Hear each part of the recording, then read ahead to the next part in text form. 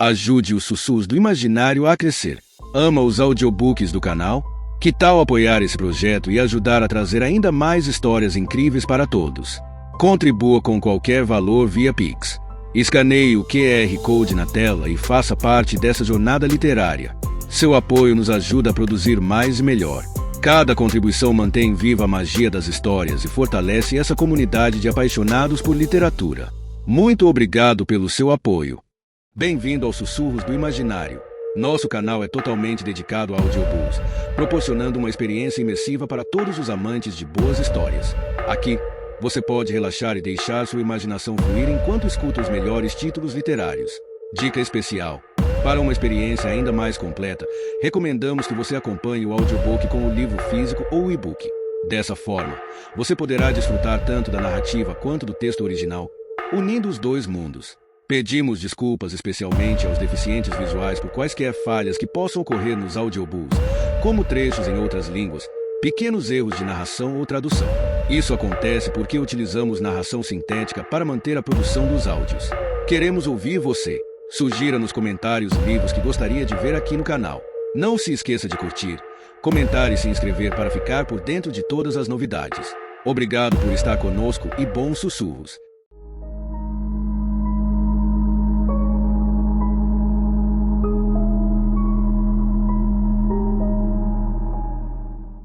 Parte 4. A Morte Horrenda de Edward Delacroix. Capítulo 1.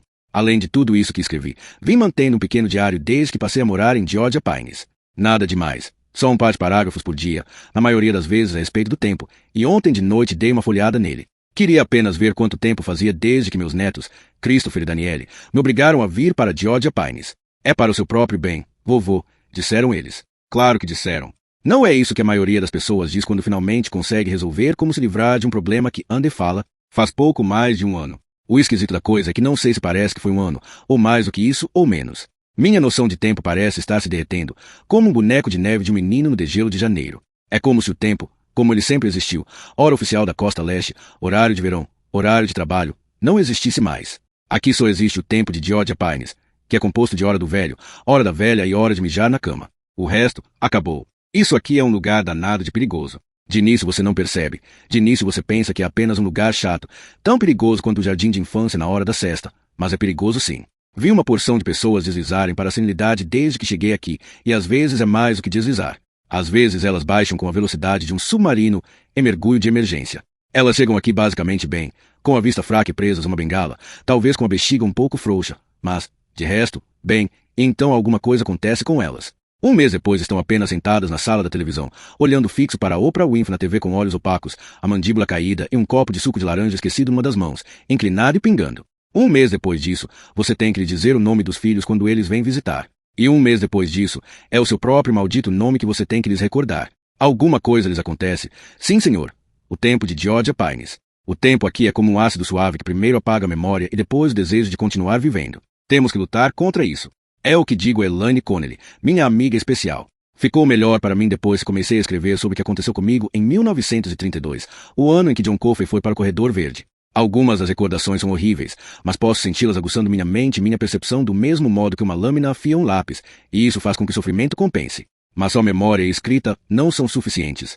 Também tenho um corpo, por mais gasto e grotesco que ele possa ser agora, e o exercito o máximo que posso. No princípio era difícil. Velhos teimosos como eu não são lá grande coisa quando se trata de exercício apenas pelo exercício. Mas está mais fácil agora, pois minhas caminhadas têm um objetivo. Saio antes do café da manhã, na maioria dos dias, logo que clareia, para dar minha primeira caminhada. Hoje de manhã estava chovendo e a umidade faz doer minhas juntas, mas surrupiei um poncho dos ganchos junto da porta da cozinha e saí assim mesmo. Quando um homem tem uma tarefa, ele tem que cumpri-la, e se isso dói, azar. Além disso, há compensações. A principal delas é manter aquela noção do tempo real, em oposição ao tempo de Georgia Pines. E gosto da chuva, com ou sem dores. Principalmente de manhã bem cedo, quando o dia está jovem e parece cheio de possibilidades, até mesmo para um garoto velho e acabado como eu. Passei pela cozinha, parando para implorar por 2 torradas a um dos cozinheiros com cara de sono, e depois saí. Atravessei o campo de croquet, depois o gramadinho de golfe cheio de ervas daninhas. Adiante dele há um pequeno bosque, com uma trilha sinuosa por dentro e nela um par de galpões, fora de uso e se enchendo sossegadamente de mofo. Fui pela trilha, devagar, escutando o sutil e secreto cair da chuva nos pinheiros, mascando um pedaço de torrada com os poucos dentes que me restam. Minhas pernas estavam doendo, mas era uma dorzinha fraca, administrável. De forma geral, me sentia bastante bem. Aspirei o ar cinzento e úmido o mais fundo que pude, absorvendo como alimento. E quando cheguei ao segundo daqueles galpões velhos, entrei por uns momentos e tratei do meu negócio ali. Quando viesse caminhando de volta pela trilha 20 minutos depois, poderia sentir o verme da fome se remexendo na barriga e acharia que podia comer alguma coisa mais substancial do que uma torrada, um prato de aveia, talvez até os ovos mexidos com salsicha. Adoro salsicha, sempre adorei, mas, hoje em dia, se como mais de uma, provavelmente fico desarranjado. Mas uma só não seria problema. Depois, com a barriga cheia e com o ar úmido ainda estimulando meu cérebro, ou, pelo menos, assim esperava, iria para o solário e escreveria sobre a execução de Edouard Delacroix. Faria isso o mais depressa que pudesse, a fim de não perder a coragem. Quando atravessei o campo de croquet, na direção da porta da cozinha, era no Sr. Guizos que estava pensando em como Percy Vetmore tinha pesado nele partido sua espinha, e como Delacroix tinha gritado quando percebeu que seu inimigo tinha feito, e não vi Brad Dolan ali de pé, meio escondido pelo latão de lixo, até que ele estendeu a mão e agarrou meu pulso. Saiu para dar uma voltinha. Pauli? Perguntou. Dei um tranco para trás, com o safanão arranquei meu pulso da mão dele. Parte disso foi só pelo susto. Qualquer um dá um tranco quando leva um susto, mas não foi só isso. Tinha estado pensando em Percy Vetmore. Lembre-se, e Brad sempre me faz lembrar de Percy. Em parte, isso se deve à forma como Brad anda sempre por aí com um livro enfiado no bolso. No caso de Percy, era sempre uma revista masculina de aventuras. E no de Brad são livros de piadas que só são engraçadas se forem estúpidas ou de humor negro. Em parte, por seu jeito de se portar como se fosse o rei merda da montanha do cocô. Mas sobretudo porque ele é sorrateiro e gosta de magoar as pessoas. Vi que ele tinha acabado de chegar ao serviço, nem tinha vestido a roupa branca de auxiliar de enfermagem. Estava usando jeans, uma camisa de estilo cowboy com aspecto fuleiro. Numa das mãos havia os restos de um sonho que tinha surrupiado na cozinha. Estava de pé debaixo do beiral, comendo num local onde não iria se molhar, e de onde podia me observar. Tenho agora plena certeza disso. Também tenho plena certeza de outra coisa. Terei de tomar cuidado com o Sr. Brad Dolan. Ele não gosta muito de mim. Não sei porquê, mas também nunca soube porque Percy Vetmore não gostava de Delacroix. E não gostar é, na verdade, uma expressão fraca demais. Percy odiou Deu desde o primeiro momento em que o francesinho chegou ao corredor verde. Que poxo é esse que você está usando? Pauli? Perguntou, virando a gola pelo avesso. Este não é o seu. Peguei no corredor que dá para a cozinha. Falei. Detesto quando ele me chama de Pauli e acho que ele sabe disso, mas não iria de jeito nenhum lhe dar a satisfação de ver minha reação. Tem toda uma fileira deles. Não estou estragando de forma alguma, não acha? Afinal de contas, é para a chuva que ele é feito. Mas não foi feito para você, Pauli, disse ele, tornando a dar uma viradinha na gola. É essa a questão. Essas capas são para os empregados, não para os residentes. Continuo não vendo que mal faz. Lançou-me um sorrisinho fino. Não se trata de fazer mal, trata-se de regras. O que seria da vida sem regras? Pauli, Pauli, Pauli. Abanou a cabeça, como se apenas olhar para mim fizesse se arrepender de estar vivo. Provavelmente você pensa que um peido velho feito você não precisa mais importar com regras, mas isso simplesmente não é verdade. Pauli, sorrindo para mim, não gostando de mim, talvez até me odiando. E por quê? Não sei. Às vezes não há um porquê. Essa é a parte assustadora. Bem, lamento se violei as regras, disse eu. Saiu meio lamuriento, um pouco agudo, e fiquei com raiva de mim mesmo por ter falado desse jeito, mas sou velho, e as pessoas velhas falam num tom lamuriento com facilidade. Os velhos ficam com medo facilmente. Brad acenou com a cabeça num sinal positivo. Desculpas aceitas. Agora vá pendurar isso de volta. De qualquer modo, você não tem nada que estar andando na chuva. Principalmente naquele bosque. Imagine se você escorregasse, caísse e quebrasse sua maldita bacia. Ah? Quem você acha que ia ter que carregar seu peso de volta em costa acima? Não sei. Retruquei. Só queria me afastar dele. Quanto mais o escutava, mais ele se parecia com Percy. William Wharton, o louco que veio para o Corredor Verde no outono de 1932, uma vez agarrou Percy e lhe meteu tanto medo que Percy molhou as calças. Depois Percy dissera para todos nós, se vocês falarem sobre isso com alguém, vocês todos vão para as filas da sopa dos pobres dentro de uma semana. Agora, passados todos esses anos, eu quase podia ouvir Brad Dolan dizendo essas mesmas palavras, naquele mesmo tom de voz. Era quase como se, por escrever sobre aqueles tempos idos, eu tivesse aberto alguma porta indescritível que liga o passado ao presente. Percy Vetmore a Brad Dolan, Janice Ecombe a Elaine Connelly, a prisão estadual de Cold Mountain ao lar para pessoas idosas de Georgia Pines. E se essa ideia não me tirar o sono hoje à noite, acho que nada o fará. Fiz menção de entrar pela porta da cozinha e Brad tornou a me agarrar pelo pulso. Não sei quanto a primeira vez, mas dessa vez ele estava fazendo de propósito, apertando para machucar. Os olhos dele se moviam para um lado e para o outro, certificando-se de que não havia ninguém por perto no começo da manhã chuvosa, ninguém para vê-lo agredindo um dos velhos de quem ele devia tomar conta. O que você faz lá naquela trilha? Perguntou. Sei que você não vai até lá e se masturba. Esses tempos já passaram para você. Então o que é que você faz? Nada. Respondi, dizendo para mim mesmo que ficasse calmo, que não lhe mostrasse quando estava me machucando e ficasse calmo. Me lembrasse de que ele só tinha mencionado a trilha. Ele não sabia do galpão. Eu apenas caminho. Para clarear a mente. Tarde demais para isso. Pauli, sua mente nunca mais vai ficar clara novamente. Tornou a apertar meu pulso fino de velho, moendo os ossos quebradiços, os olhos se movendo de um lado para o outro sem parar, querendo ter certeza de que não corria perigo. Brad não receava violar as regras, só temia ser apanhado violando-as. E nisso também ele era como Percy Vetmore, que nunca deixava ninguém se esquecer que era sobrinho do governador. Velho como você é um milagre que consiga se lembrar de quem é. Você é velho demais, porra, mesmo para um museu como este. Você me dá arrepios. Pauli, largue-me, disse eu, tentando evitar o tom de lamentação na voz. E não foi por orgulho apenas.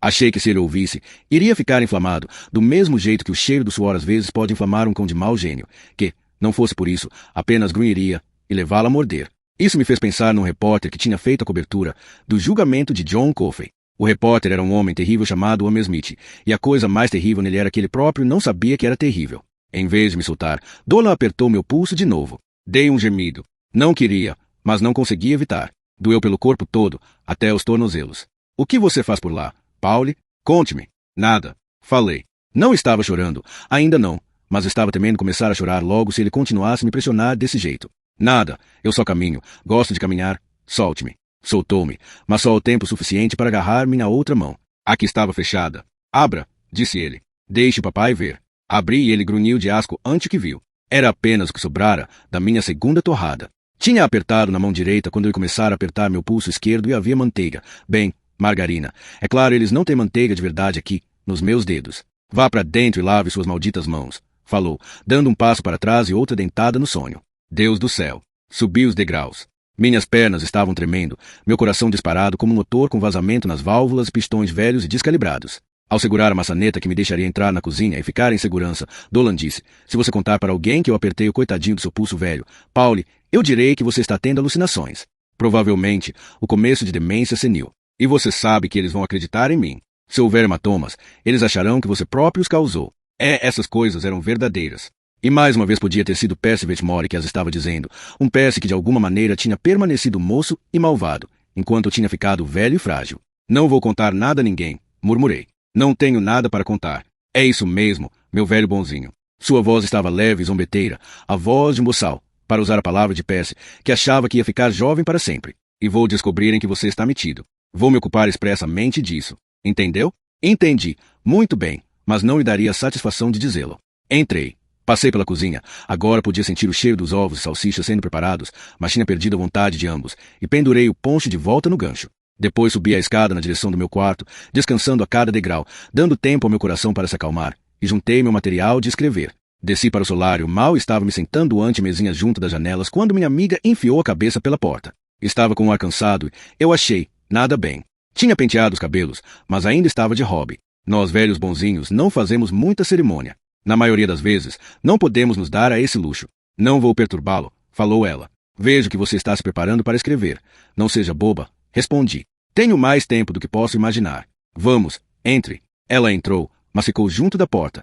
É só que não consegui dormir, novamente, e calhou de eu estar olhando pela minha janela um pouco mais cedo. E vi o Sr. Dolan e eu tendo um papo agradável, disse eu. Fiquei na esperança de que ela só tenha visto que sua janela estava fechada e que ela não me tinha ouvido implorando para ser solto. Não pareceu agradável nem amistoso, disse ela. Pô, esse Sr. Dolan anda fazendo perguntas por aí a seu respeito. Ele perguntou a mim sobre você. Isso foi na semana passada. Não dei muita importância naquela ocasião, porque ele é mesmo um abelhudo irritante sobre assuntos de outras pessoas, mas agora fico matutando. Fazendo perguntas a meu respeito, esperei que o tom da minha voz não estivesse revelando minha inquietação. Perguntando o quê? Aonde você vai quando sai caminhando, por exemplo? E por que você vai caminhar? Tentei rir. Aí está um homem que não acredita em fazer exercícios, isso pelo menos está claro. Ele acha que você tem algum segredo. Ela fez uma pausa. E eu também. Abri a boca, não sei para dizer o quê, porém Elan ergueu uma de suas mãos nodosas, mas estranhamente lindas, antes que eu pudesse dizer uma palavra. Se você tem, não quero saber o que é. Pô, seus assuntos são seus assuntos. Fui educada para pensar assim, mas nem todo mundo teve o mesmo tipo de educação. Tenha cuidado. É tudo o que quero lhe dizer. E agora deixarei você sozinho para fazer o seu trabalho. Ela deu meia volta para ir embora, mas antes que pudesse sair pela porta, chamei-a pelo nome. Ela se voltou, o olhar indagador. Quando eu terminar o que estou escrevendo, comecei, depois abanei um pouco a cabeça. A colocação estava errada. Se eu terminar o que estou escrevendo, você lerá? Ela pareceu refletir sobre isso. Depois me deu o tipo de sorriso pelo qual um homem poderia facilmente se apaixonar, mesmo um homem velho como eu. Isso seria uma honra para mim. É melhor você esperar até ler. Antes de falar de honra, disse eu, e estava pensando na morte de Delacroix. Eu lerei, de qualquer modo, falou. Cada palavra. Prometo. Mas antes você precisa terminar de escrever. Ela foi embora, mas passou-se muito tempo antes que eu escrevesse qualquer coisa. Fiquei sentado, olhando para fora das janelas por quase uma hora, batendo com a caneta no lado da mesa, olhando o dia cinzento e clareando aos poucos, pensando em Brad Dolan, que me chama de Pauli e nunca se cansa de piadas sobre chinas, olhos puxados, carcamanos irlandeses, pensando no que Lani Connelly tinha dito. Ele acha que você tem algum segredo. E eu também. E talvez eu tenha. Talvez eu tenha. E, é claro, Brad Dolan quer descobri-lo. Não porque ache que é importante, e não é, acho eu, exceto para mim mesmo, mas porque pensa que velhos como eu não devem ter segredos. Nada de pegar ponchos do gancho do lado de fora da cozinha, nada de segredos. Nada de ficar com ideia de que pessoas como nós ainda são seres humanos. E por que não devemos ter tais ideias? Ele não sabe, e nisso também se parece com Percy. Então meus pensamentos, como um rio que fazendo meandro em um fechado, finalmente me levaram de volta para onde estava quando Brad Dolan esticou a mão de debaixo do beiral da cozinha e agarrou meu pulso, de volta para Percy, o Percy Vetmore de espírito perverso, e como tinha se vingado do homem que rira dele. Delacroix atirou seu carretel colorido, o que o Sr. Guizos ia buscar, e ele ricocheteou para fora da cela e caiu no corredor. Isso foi bastante. Percy viu sua oportunidade.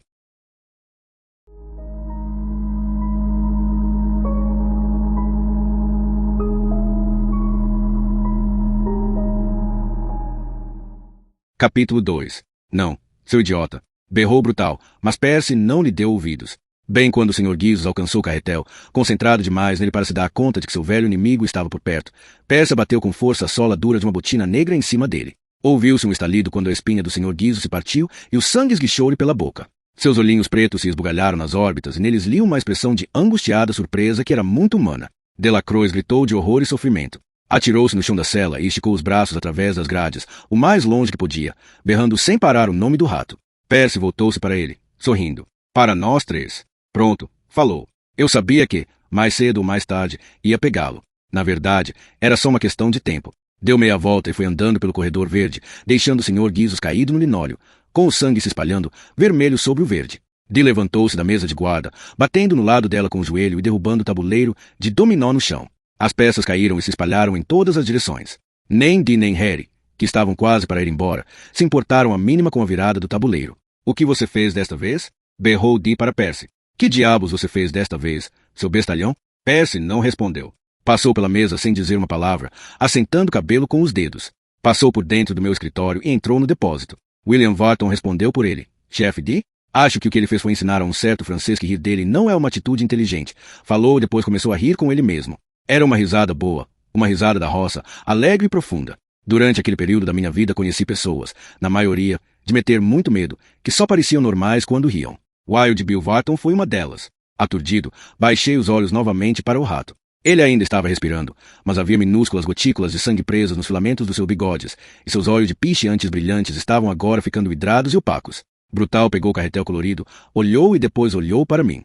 Ele parecia tão surpreso quanto eu. Atrás de nós, Delacroix continuava aos gritos de sofrimento e horror. É claro que não era só o rato. Percy tinha aberto um buraco nas defesas de Delacroix e todo o seu terror estava se despejando para fora. Porém, o Sr. Guizos era o foco de todos esses sentimentos contidos, era terrível escutá-lo. Oh, não!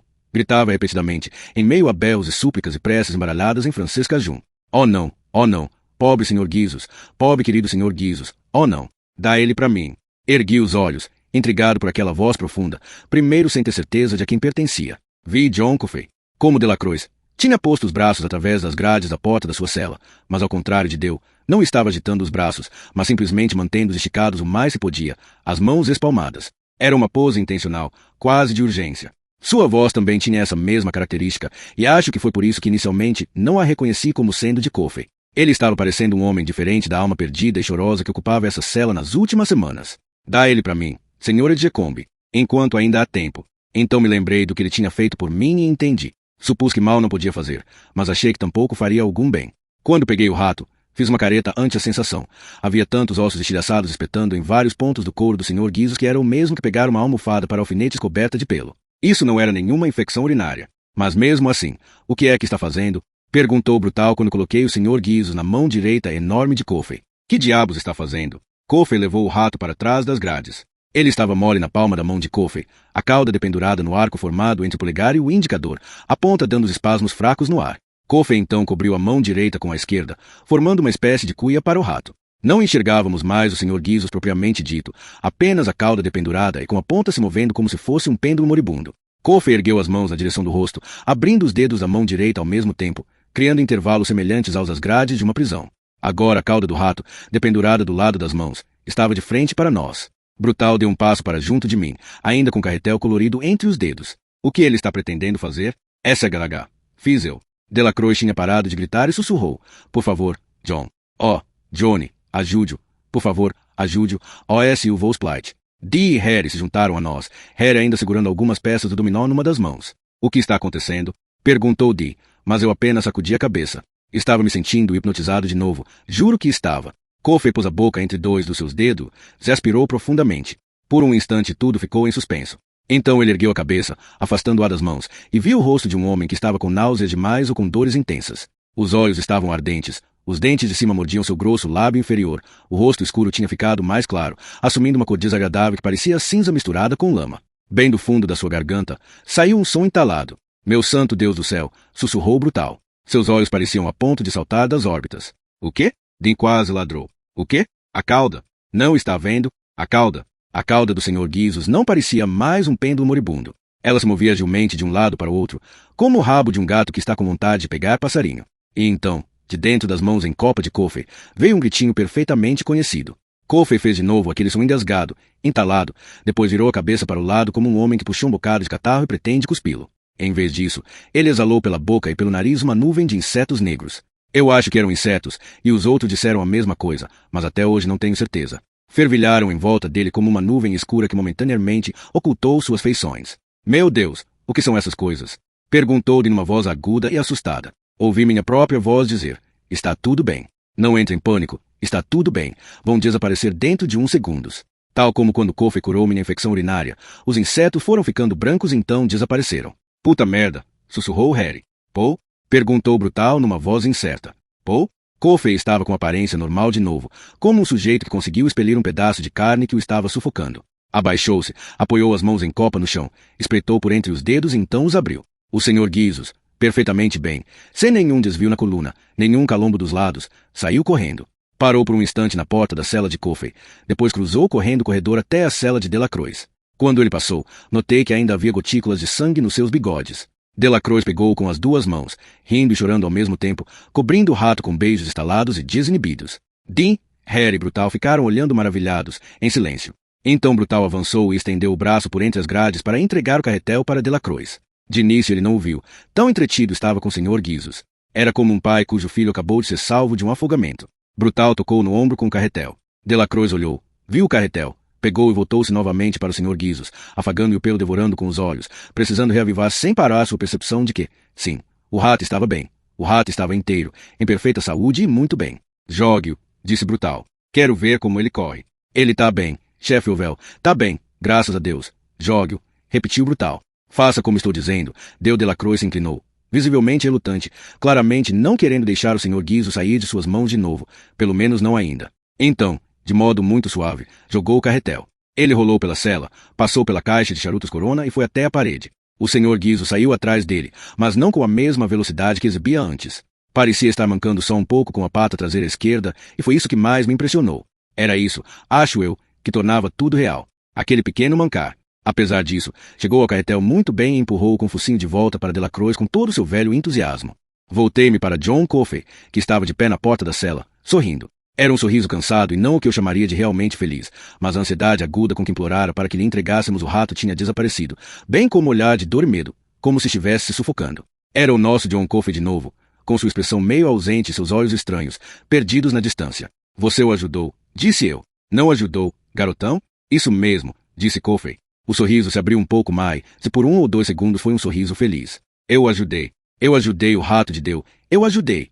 Foi parando de falar, não conseguindo se lembrar do nome. Sr. Gizos, falou Dee. Estava olhando para John com uma expressão cuidadosa e desconfiada, como se esperando que Kofi rompesse em chamas ou começasse a levitar dentro da cela. Isso mesmo, disse Kofi. Sr. Gizos, ele é um rato de circo. Vai morar dentro da mica.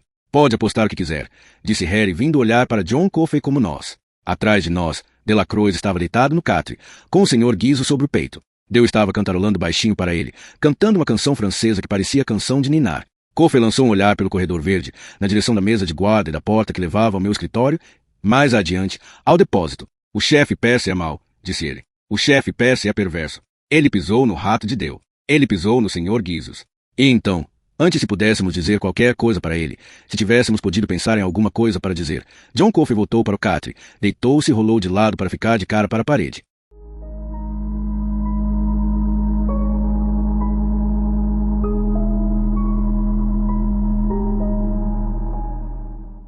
Capítulo 3. Percy estava de pé, de costas para nós, quando Brutal e eu entramos no depósito uns 20 minutos mais tarde. Ele tinha encontrado uma lata de polidor de móveis numa prateleira por cima do cesto de vime onde colocávamos nossos uniformes sujos.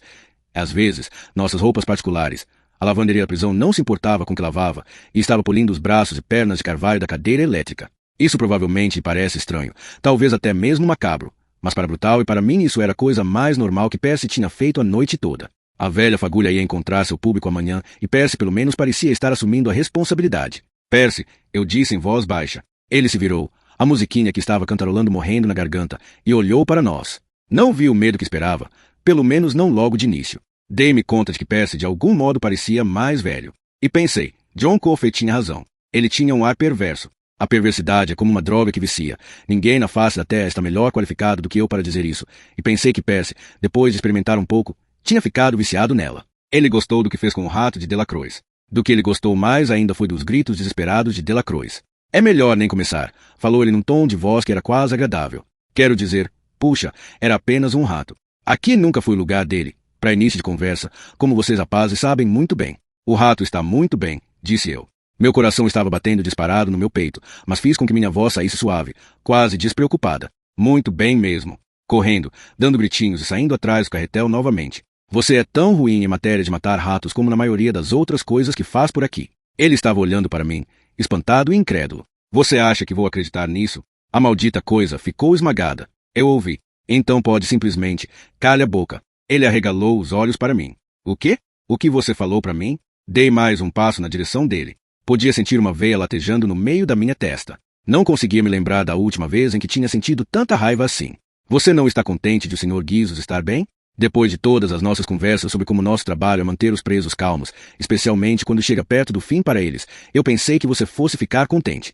Aliviado, já que Deu vai ter que dar sua caminhada amanhã e tudo mais. Percy olhou de mim para Brutal, sua calma estudada se desmanchando em incerteza. Que espécie de brincadeira vocês acham que estão fazendo? Indagou. Nada disso é brincadeira, meu amigo, disse Brutal. Você está pensando que é. Bem, essa é apenas uma das razões porque não se pode ter confiança em você. Quer saber a verdade absoluta? Acho que você é um caso muito triste. É melhor você tomar cuidado, disse Percy. Agora sua voz tinha assumido um tom áspero. O medo estava se esgueirando de volta afinal. Medo do que poderíamos estar querendo com ele. Medo do que poderíamos estar tramando. Gostei de percebê-lo. Tornaria mais fácil lidar com ele. Eu conheço pessoas. Pessoas importantes.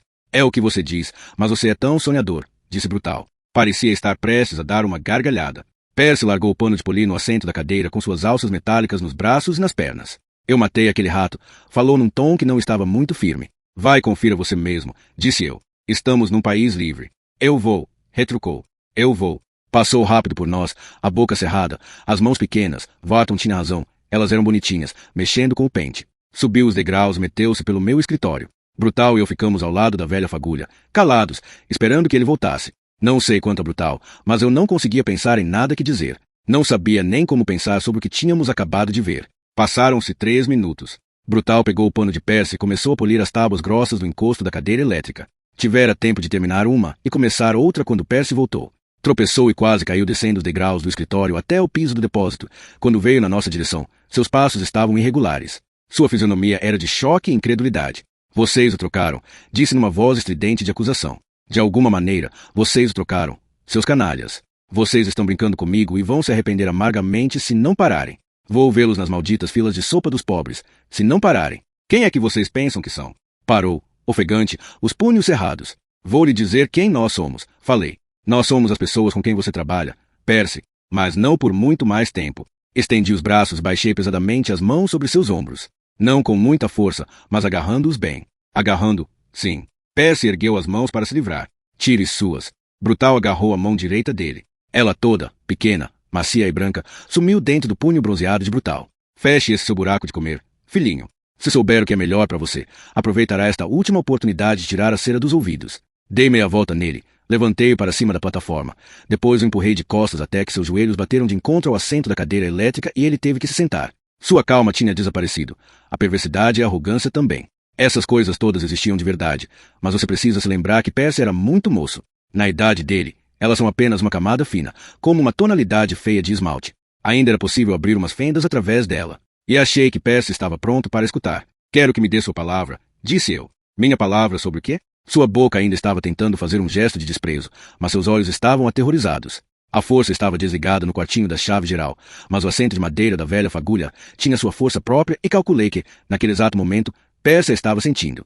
Sua palavra de que se colocarmos na posição principal para a função de amanhã à noite, você vai para Briar-Ide e nos deixe em paz, disse Brutal, falando com uma veemência que nunca vira nele antes. Que você vai querer a transferência na manhã seguinte sem falta. E se eu não fizer isso? Se eu simplesmente telefonar para certas pessoas e lhes disser que vocês estão provocando e me ameaçando, que estão me perseguindo, poderíamos levar a pior se suas ligações são tão boas como você parece pensar que são, disse eu. Mas nós também iríamos providenciar para que você deixasse sua boa dose de sangue no chão, Percy. Por causa daquele rato. Ai, vocês acham que alguém vai se importar porque eu pisei no rato de estimação de um assassino condenado? Isto é, fora desta casa de loucos? Não. Mas 3 homens viram você ficar parado, se borrando de medo, enquanto Wild Bill Wharton estava tentando estrangular e Stanton com as correntes dos pulsos. Com isso as pessoas vão se importar. Percy, posso lhe garantir. Com isso até o governador vai se importar. As bochechas e a testa de Percy ficaram malhadas de vermelho. Acham que vão acreditar em vocês? Perguntou, mas a voz tinha perdido sua força raivosa. Estava claro que ele pensou que alguém poderia acreditar em nós. E Percy não gostava de ficar em dificuldades. Violar as regras estava bem. Ser apanhado violando-as, não. Bem, tenho algumas fotos do pescoço de Dee antes de sumirem os hematomas, disse Brutal. Eu não tinha a menor ideia se isso era ou não verdade, mas sem dúvida caiu bem. Sabe o que essas fotos dizem? Que Wharton teve um bocado de tempo para fazer isso antes que alguém o arrancasse de cima, embora você estivesse bem junto dali, e ainda por cima do lado em que Wharton não podia ver. Você ia ter umas perguntas difíceis de responder, não ia? E uma coisa dessas é capaz de acompanhar um homem por bastante tempo. É provável que ela ainda esteja com ele muito depois que seus parentes já saíram da capital do estado e voltaram para casa, para tomar limonada com hortelã na varanda da frente. A ficha de trabalho de um homem é uma coisa muito interessante, e uma porção de gente tem ocasião de dar uma olhada nela durante o curso de uma vida. Os olhos de Percy ficaram saltando, desconfiados, entre nós dois. Alisou os cabelos com a mão esquerda. Não falou nada, mas achei que quase o tínhamos apanhado. Venha, vamos parar com isso, disse eu. Você quer sair daqui tanto quanto eu, não é? Eu odeio isso aqui. Explodiu. Odeio a forma como você me trata, a forma como você nunca me dá uma oportunidade. Essa última parte estava longe de ser verdade, mas achei que não era o momento de discutir sobre isso. Mas também não gosto de ser empurrado de um lado para o outro. Meu pai me ensinou que depois que você envereda por esse caminho, o mais provável é você deixar que as pessoas façam o que quiserem com você o resto da sua vida toda. Seus olhos, que eram quase tão bonitos como suas mãos, faiscaram. Eu não gosto principalmente de ser empurrado para cá e para lá por gorilas como esse sujeito. Lançou um olhar para meu velho amigo e grunhiu. Brutal. Pelo menos você tem o apelido certo. Você precisa entender uma coisa, Percy. Falei. Da forma como nós vemos as coisas, é você que nos tem empurrado de um lado para o outro. Nós estamos sempre dizendo como fazemos as coisas por aqui e você fica sempre fazendo as coisas do seu próprio jeito, depois se escondendo por trás das suas ligações políticas quando as coisas dão errado. Pisar em cima do rato de Delacroix. Brutal atraiu meu olhar e recuei depressa. Tentar pisar em cima do rato de Delacroix é apenas um exemplo. Você força, força e força. Finalmente, nós estamos forçando de volta. É só isso. Mas ouça, se você proceder bem, sairá bem disso, como um rapaz subindo na vida e fazendo boa figura. Ninguém jamais saberá dessa nossa conversinha. Então, o que me diz? Haja como adulto. Prometa que irá embora depois de Deu. Ele refletiu sobre isso. E, depois de 1 ou 2 minutos, seus olhos assumiram uma expressão, do tipo que um sujeito tem quando acabou de ter uma boa ideia. Não gostei muito disso, porque qualquer ideia que Percy achasse boa não seria boa para nós. Fora qualquer outra coisa, disse Brutal. Pense só como vai ser bom ir para longe daquele saco de pus do Wharton. Percy assentiu com a cabeça e deixei-o sair da cadeira. Endireitou a camisa do uniforme. Enfiou-a para dentro da calça nas costas. Deu uma agitada nos cabelos com o pente. Depois olhou para nós. Está bem, concordo. Fico no lugar principal amanhã à noite para Deu e peço transferência para Briar-Ide na manhã seguinte sem falta. Declaramos encerrada a fatura agora mesmo. Está bom assim? Está bom assim, respondi. Ele ainda estava com aquela expressão nos olhos, mas naquele exato momento estava aliviado demais para me importar. Ele estendeu a mão. Vamos apertar as mãos para selar o trato? Apertei-lhe a mão. Brutal também. Que idiotas fomos.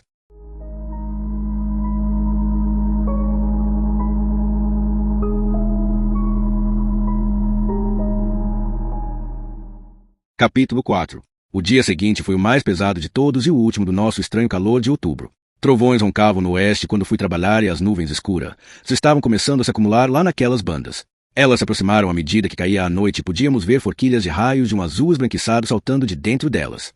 Por volta das 10 daquela noite houve um furacão no condado de Trapingus, que matou 4 pessoas e arrancou o telhado de um estábulo de cavalos em Tefton, e tempestade furiosa, e ventos com força de vendaval em Cold Manta. Mais tarde tive a impressão de que os próprios céus protestaram contra a morte horrenda de Edouard Delacroix. No começo tudo andou muito bem. Deu tinha passado um dia sossegado na sua cela, às vezes brincando com o Sr. Guizos, mas a maior parte do tempo apenas deitado no catre fazendo carinhos nele. Varton tentou começar encrenca algumas vezes. Uma vez ele falou aos Bells para Deus sobre os hambúrgueres de rato que íamos comer depois que o velho Pierre sortudo estivesse dançando num pé só no inferno. Mas o cajum baixinho não respondeu e Varton, aparentemente achando que essa tinha sido sua melhor tentativa, desistiu. Às 22h15, o irmão Schuster apareceu e nos deu uma grande alegria ao dizer que recitaria o Padre Nosso com Deu em francês cajum. Isso parecia um bom sinal. Quanto a isso, é claro, estávamos todos enganados. As testemunhas começaram a chegar por volta das 11, a maioria falando em voz baixa sobre o temporal que estava vindo e especulando sobre a possibilidade de uma falta de energia fazer adiar a eletrocução. Nenhuma delas parecia saber que a velha fagulha funcionava com um gerador. A menos que ele fosse atingido diretamente por um raio, o espetáculo iria em frente. Nessa noite, Harry estava na sala de controle, de modo que ele, Bill Dodd e Percy Vetmore atuavam como recepcionistas, conduzindo as pessoas às suas cadeiras, perguntando a cada uma se desejavam um copo de água gelada. Havia 2 mulheres presentes, a irmã da menina que Deu tinha estuprado e assassinado e a mãe de uma das vítimas do incêndio. Esta última senhora era uma mulher grande, pálida e decidida. Disse a Harry Teveligier que esperava que o homem que ela tinha vindo ver estivesse bem apavorado, que soubesse que o fogo estava bem forte na fornalha só para ele que os diabinhos de Satã estavam à sua espera. Depois explodiu em lágrimas e ocultou o rosto num lenço de renda que era quase do tamanho de uma fronha. As trovoadas, que o telhado de zinco mal abafava, ressoavam com violência. As pessoas olhavam para cima, inquietas. Homens que pareciam se incomodar de usar gravata tão tarde da noite passavam o lenço nas bochechas avermelhadas. No depósito estava mais quente do que no inferno. E, é claro, não paravam de ficar voltando os olhos para a velha fagulha. Eles podiam ter feito piadas sobre essa tarefa no princípio da semana, mas, por volta das 11h30 daquela noite, as piadas tinham acabado todas. Comecei tudo isso dizendo-lhes que as coisas perdiam a graça rapidamente para as pessoas que tinham que se sentar naquela cadeira de carvalho, porém não eram só os condenados que perdiam seus sorrisos quando afinal chegava a hora. De algum modo, a cadeira parecia tão despida, acachapada ali na plataforma, com as alças das pernas projetando para cada lado, parecendo com as coisas que uma pessoa com pólio teria que usar. Não havia muita conversa, e quando o trovão estourou de novo, tão nítido e próximo como uma árvore se rachando, a irmã da vítima de Delacroix soltou um pequeno grito. A última pessoa a tomar seu lugar na sessão reservada para as testemunhas foi Curtis Anderson, o substituto do diretor Moores. Às 11h30 me aproximei da cela de Delacroix, com Brutal e Dean caminhando ligeiramente atrás de mim. Deu estava sentado no catre, com o Sr. Guizos no colo. A cabeça do rato estava esticada para a frente, na direção do condenado, seus olhinhos de piche grudados no rosto de Deu. O preso estava afagando o topo da cabeça do Sr. Guizos, entre as orelhas. Lágrimas grandes e silenciosas rolavam pelo rosto e parecia que o rato estava olhando exatamente para elas. Deu ergueu os olhos ao ouvir o som dos nossos passos. Estava muito pálido. Pressenti, mais do que vi, John Coffey atrás de mim, de pé junto da porta da cela, observando. Deu fez uma careta quando ouviu minhas chaves batendo no metal, mas se manteve firme, continuando a afagar a cabeça do Sr. Guizos, enquanto eu destravava as fechaduras corria à porta para abri-la. Olá, chefe Edgecombe, disse ele. Olá, rapazes. Diga olá, Sr. Guizos. Mas o Sr. Guizos apenas continuou a olhar embevecido para o rosto do homenzinho careca, como se estivesse intrigado quanto à causa de suas lágrimas. O carretel colorido tinha sido posto cuidadosamente de lado na caixa de corona. Posto de lado pela última vez, pensei eu com um aperto no peito. Edouard Delacroix, como funcionário desse tribunal, chefe Edgecombe, pensei em simplesmente continuar com meu discurso padrão. Depois mudei de ideia. O que é? Deu? Ele estendeu o rato para mim. Tome. Não deixe nada acontecer com o Sr. Guizos. Deu. Acho que ele não vai vir comigo. Ele não é. Mas ele disse que vai. Diz que sabe tudo a seu respeito, chefe Edgecombe, e que o senhor vai levá-lo para aquele lugar na Flórida onde os ratinhos exibem suas habilidades. Disse que confia no senhor. Esticou ainda mais a mão e juro que o rato saiu da palma da mão dele e passou para o meu ombro. Era tão leve que nem podia senti-lo através da jaqueta do meu uniforme, mas o percebia como um calorzinho. E, chefe, não deixe aquele malvado chegar perto dele novamente. Não deixe aquele malvado machucar o meu rato. Não, Deu, não deixarei. A questão era o que eu iria fazer com ele naquele exato momento. Não poderia fazer Delacroix desfilar na frente das testemunhas com um rato empoleirado no meu ombro. Eu fico com ele, chefe, roncou uma voz atrás de mim. Era a voz de John Coffey, e era estranho como ela surgiu precisamente naquele momento, como se ele tivesse lido meus pensamentos. Só por enquanto. Se Deu não se importar. Deu assentiu com a cabeça, aliviado. Você fica com ele, John, até essa baboseira terminar. Bien. E depois, seu olhar voltou-se para Brutal e para mim. Vocês vão levá-lo lá para a Flórida. Para aquele lugar Mouseville. Isso. O mais provável é que façamos isso juntos, disse Brutal, observando com um olhar perturbado e inquieto o Sr. Gizos passar do meu ombro para a enorme palma estendida de Coffey. O Sr. Gizos fez isso sem qualquer reclamação ou tentativa de fugir. Na realidade, ele galgou o braço de John Coffey tão prontamente como tinha passado para o meu ombro. Vamos tirar um pouco de nossas férias juntos. Não vamos, Paul? Confirmei com a cabeça. Deu confirmou também, os olhos luzindo, um vestígio de sorriso nos lábios. As pessoas pagam 10 centavos cada uma para ele. 2 centavos, as criancinhas. Não é assim, chefe Ovel? Isso mesmo, Deu. O senhor é um homem bom, chefe Ovel, disse Deu. O senhor também, chefe Edgecombe. O senhor berra comigo às vezes. Oh, oui, mas só se precisar. São todos homens bons, exceto aquele Percy. Gostaria de ter conhecido os senhores em algum outro lugar. Mal vai Stapes, mal vai Chance. Tenho uma coisa para falar para você, Deu, disse eu. São apenas as palavras que tenho que dizer para todas as pessoas antes de darmos a caminhada. Nada demais, porém faz parte do meu trabalho. Está bem? Oh, oui, monsieur, disse ele e olhou pela última vez para o Sr. Gizos, empoleirado no ombro largo de John Coffey. Ao revoir, mon ami, disse, começando a chorar mais forte. Je t'aime, mon petit. Mandou um beijo para o rato. Esse beijo mandado assim deveria ter sido engraçado, ou talvez grotesco, mas não foi. Meus olhos encontraram os de Dee por um instante, depois tive que desviá-los. Dee olhou pelo corredor na direção da solitária e deu um sorriso estranho. Acho que estava à beira das lágrimas. Quanto a mim, falei o que tinha que falar, começando com a parte sobre como eu era um funcionário do tribunal, e quando terminei, Delacroix saiu de sua cela pela última vez. Espere mais um segundo, chefe, disse Brutal, e conferiu o ponto raspado no cocuruto da cabeça de Deu, onde o capacete iria ser colocado. Confirmou com a cabeça para mim. Depois deu uma batidinha no ombro de Deu, rente que nem pão quente. Estamos a caminho. Assim, Edouard Delacroix deu sua última caminhada no corredor verde, com pequenos fios de suor e lágrimas misturados descendo-lhe pelo rosto e enormes trovões rolando nos céus. Brutal foi do lado esquerdo do condenado, eu do direito e Dee atrás. Schuster estava no meu escritório, com os guardas Ringold e Beto de pé nos cantos, de sentinelas. Schuster levantou os olhos para Deu, sorriu e dirigiu-se a ele em francês. Pareceu-me um pouco forçado, mas funcionou às mil maravilhas. Deu retribuiu o sorriso, depois foi até Schuster, colocou os braços em volta dele, abraçou apertado. Ringold e Beto ficaram tensos, mas ergui as mãos para eles, abanei a cabeça. Schuster ouviu a torrente de Deu em francês embargado pelas lágrimas, assentiu com a cabeça como se estivesse entendendo tudo perfeitamente e deu-lhe uns tapinhas nas costas. Olhou para mim por cima do ombro baixinho e disse, mal entendo um quarto do que ele está dizendo. Acho que não faz diferença, roncou Brutal.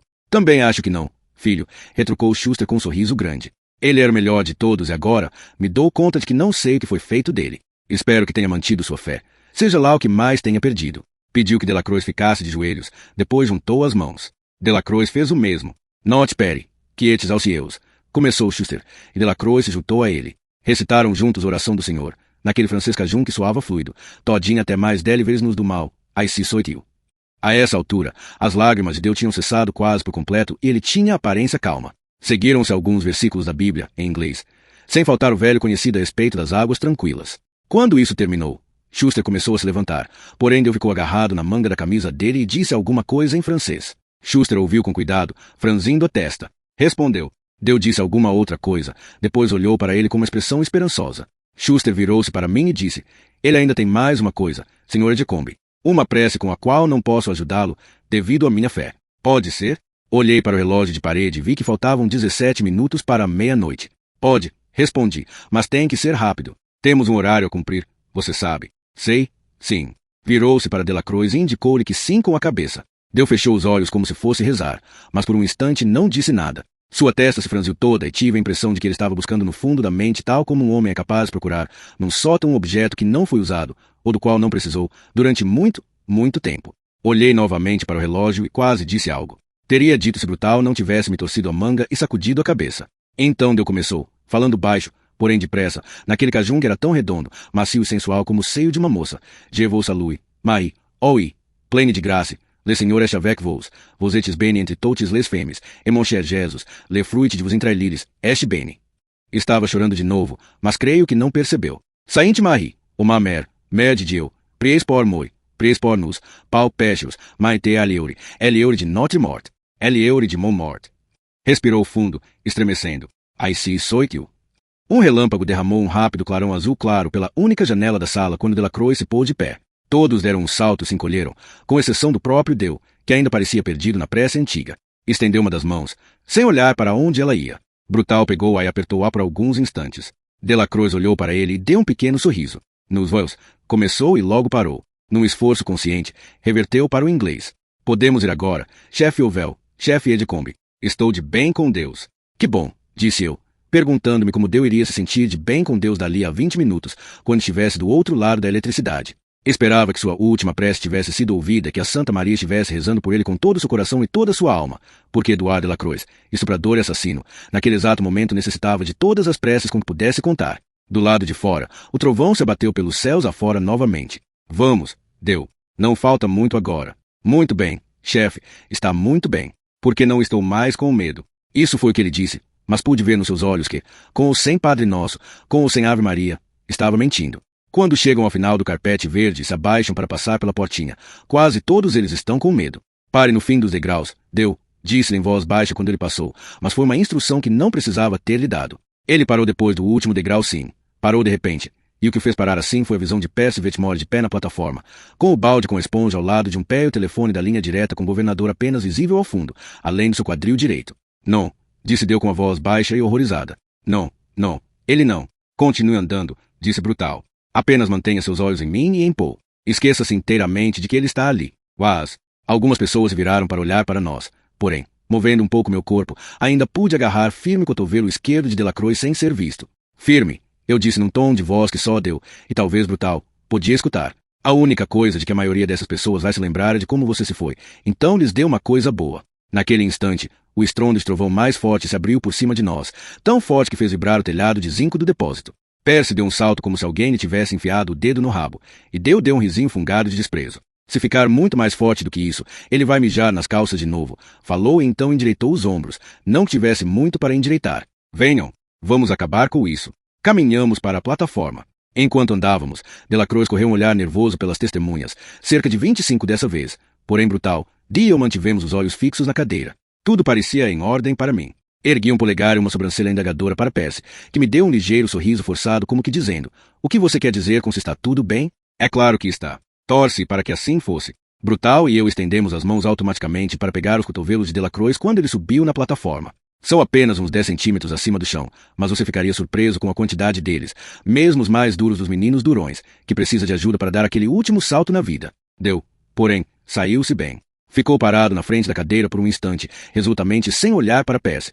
Depois efetivamente falou para ela, como se estivesse se apresentando. C'est moi. Percy estendeu a mão para ele, mas Delacroix deu meia volta sozinho e se sentou. Ajoelhei-me diante do que agora era o seu lado esquerdo e Brutal ajoelhou-se do direito. Protegi minha virilha e minha garganta da forma que já descrevi, então girei a alça de modo que suas mandíbulas abertas desencerrassem a carne branca e magricela acima do tornozelo do cajum. O trovão ribombou e me assustei. O suor caiu-me no olho, fazendo-o arder. Mouseville, fiquei repetindo por alguma razão. Mouseville, e como custava 10 centavos para entrar. 2 centavos para as criancinhas, que iriam olhar o Sr. Guizos através das janelas de mica. A alça estava emperrada, não se fechava. Podia ouvir Deu aspirando grandes golfadas de ar, com pulmões que dentro de menos de 4 minutos seriam sacos carbonizados se esforçando por acompanhar seu coração disparado pelo medo. Naquele momento, o fato de que havia matado meia dúzia de pessoas parecia a coisa menos importante a seu respeito. Não estou tentando aqui dizer nada sobre certo e errado, mas apenas dizendo como foi. Dee ajoelhou-se junto a mim e sussurrou. O que há de errado? Paul? Não consigo. Comecei a dizer e então a alça se fechou com um estalido audível. Deve também ter beliscado uma prega da pele de Deu, porque ele deu uma encolhida e emitiu um pequeno silvo. Desculpe, disse eu.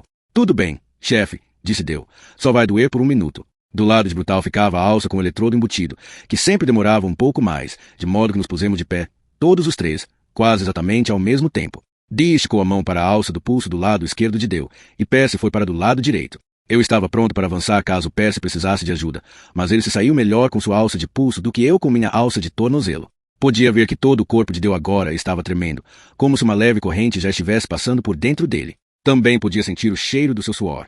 Era forte e azedo e me lembrava molho de picles fraco. Dee assentiu para Percy.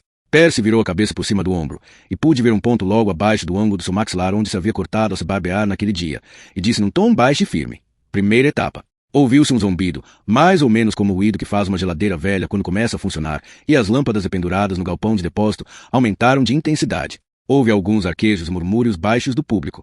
Deu um sacolejão na cadeira, as mãos apertando as extremidades dos braços de Carvalho com força suficiente para fazer os nós dos dedos ficarem brancos. Seus olhos giraram depressa nas órbitas de um lado para outro e sua respiração seca ficou ainda mais acelerada. Estava quase arfando agora. Firme, murmurou Brutal. Firme, Deu. Você está indo muito bem.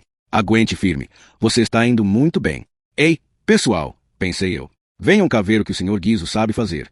E por cima de nossas cabeças, o trovão estourou novamente. Percy deu uns passos cadenciados até a frente da cadeira elétrica.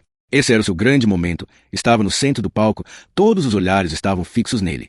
Isto é, todos menos um par. Delacroix viu quem era e baixou os olhos para o colo. Teria apostado com você $1 contra uma rosquinha como Percy ia se confundir com o texto quando tivesse que dizê-lo para valer, mas ele o desfiou sem um sinão, num tom horripilantemente tranquilo. Edward Delacroix, você foi condenado a morrer na cadeira elétrica, por sentença proferida por um júri de seus semelhantes aplicada por um juiz respeitável deste estado. Deus salve o povo deste estado. Você tem algo a dizer antes que a sentença seja executada? Deus tentou falar e no começo não saiu nada além de um sussurro aterrorizado cheio de ar e do som de vogais. O esboço de um sorriso de menosprezo apareceu nos cantos dos lábios de Percy, e eu teria tido prazer em abatê-lo a tiros ali mesmo. Então Deus passou a língua nos lábios e recomeçou. Lamento que eu fiz. Falou. Daria qualquer coisa para fazer o tempo voltar, mas ninguém pode. Então agora, um trovão explodiu como uma granada de canhão acima de nós. Deus saltou até onde as alças permitiam, os olhos se esbugalhando alucinados para fora do rosto molhado. Então agora vou pagar o preço. Deus me perdoe.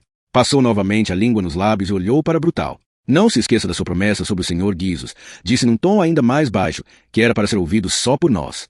Não o esqueceremos, não se preocupe, eu disse, e dei um tapinha na mão fria como argila de Delacroix. Ele vai lá para Moseville. Pois sim que ele vai, disse Percy, falando pelo canto da boca como um preso no pátio de exercícios enquanto afivelava a correia na frente do peito de Delacroix. Não existe nenhum lugar assim. É um conto da carochinha que esses caras inventaram para fazer você ficar quieto. Apenas achei que você devia saber, veado. Um brilho ferido nos olhos de Deus me disse que uma parte dele sabia, mas teria impedido que o resto dele soubesse se isso tivesse sido permitido. Olhei para Percy, atônito e furioso, e ele olhou de volta para mim com naturalidade, como se querendo me perguntar o que eu pretendia fazer a respeito disso. E, é claro, ele venceu.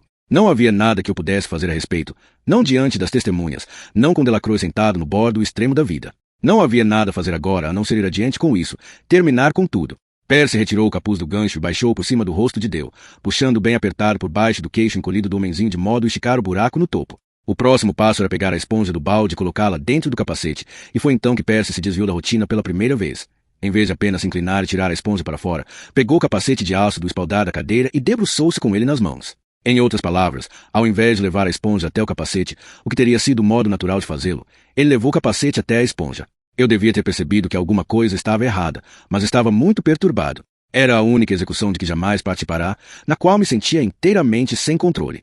Quanto a Brutal, ele nem sequer olhou para Percy, nem quando ele se inclinou sobre o balde, movendo-se de modo a bloquear parcialmente nossa visão do que estava fazendo, nem quando se impertigou e voltou-se para Deu com o capacete nas mãos e o círculo marrom da esponja já dentro dele.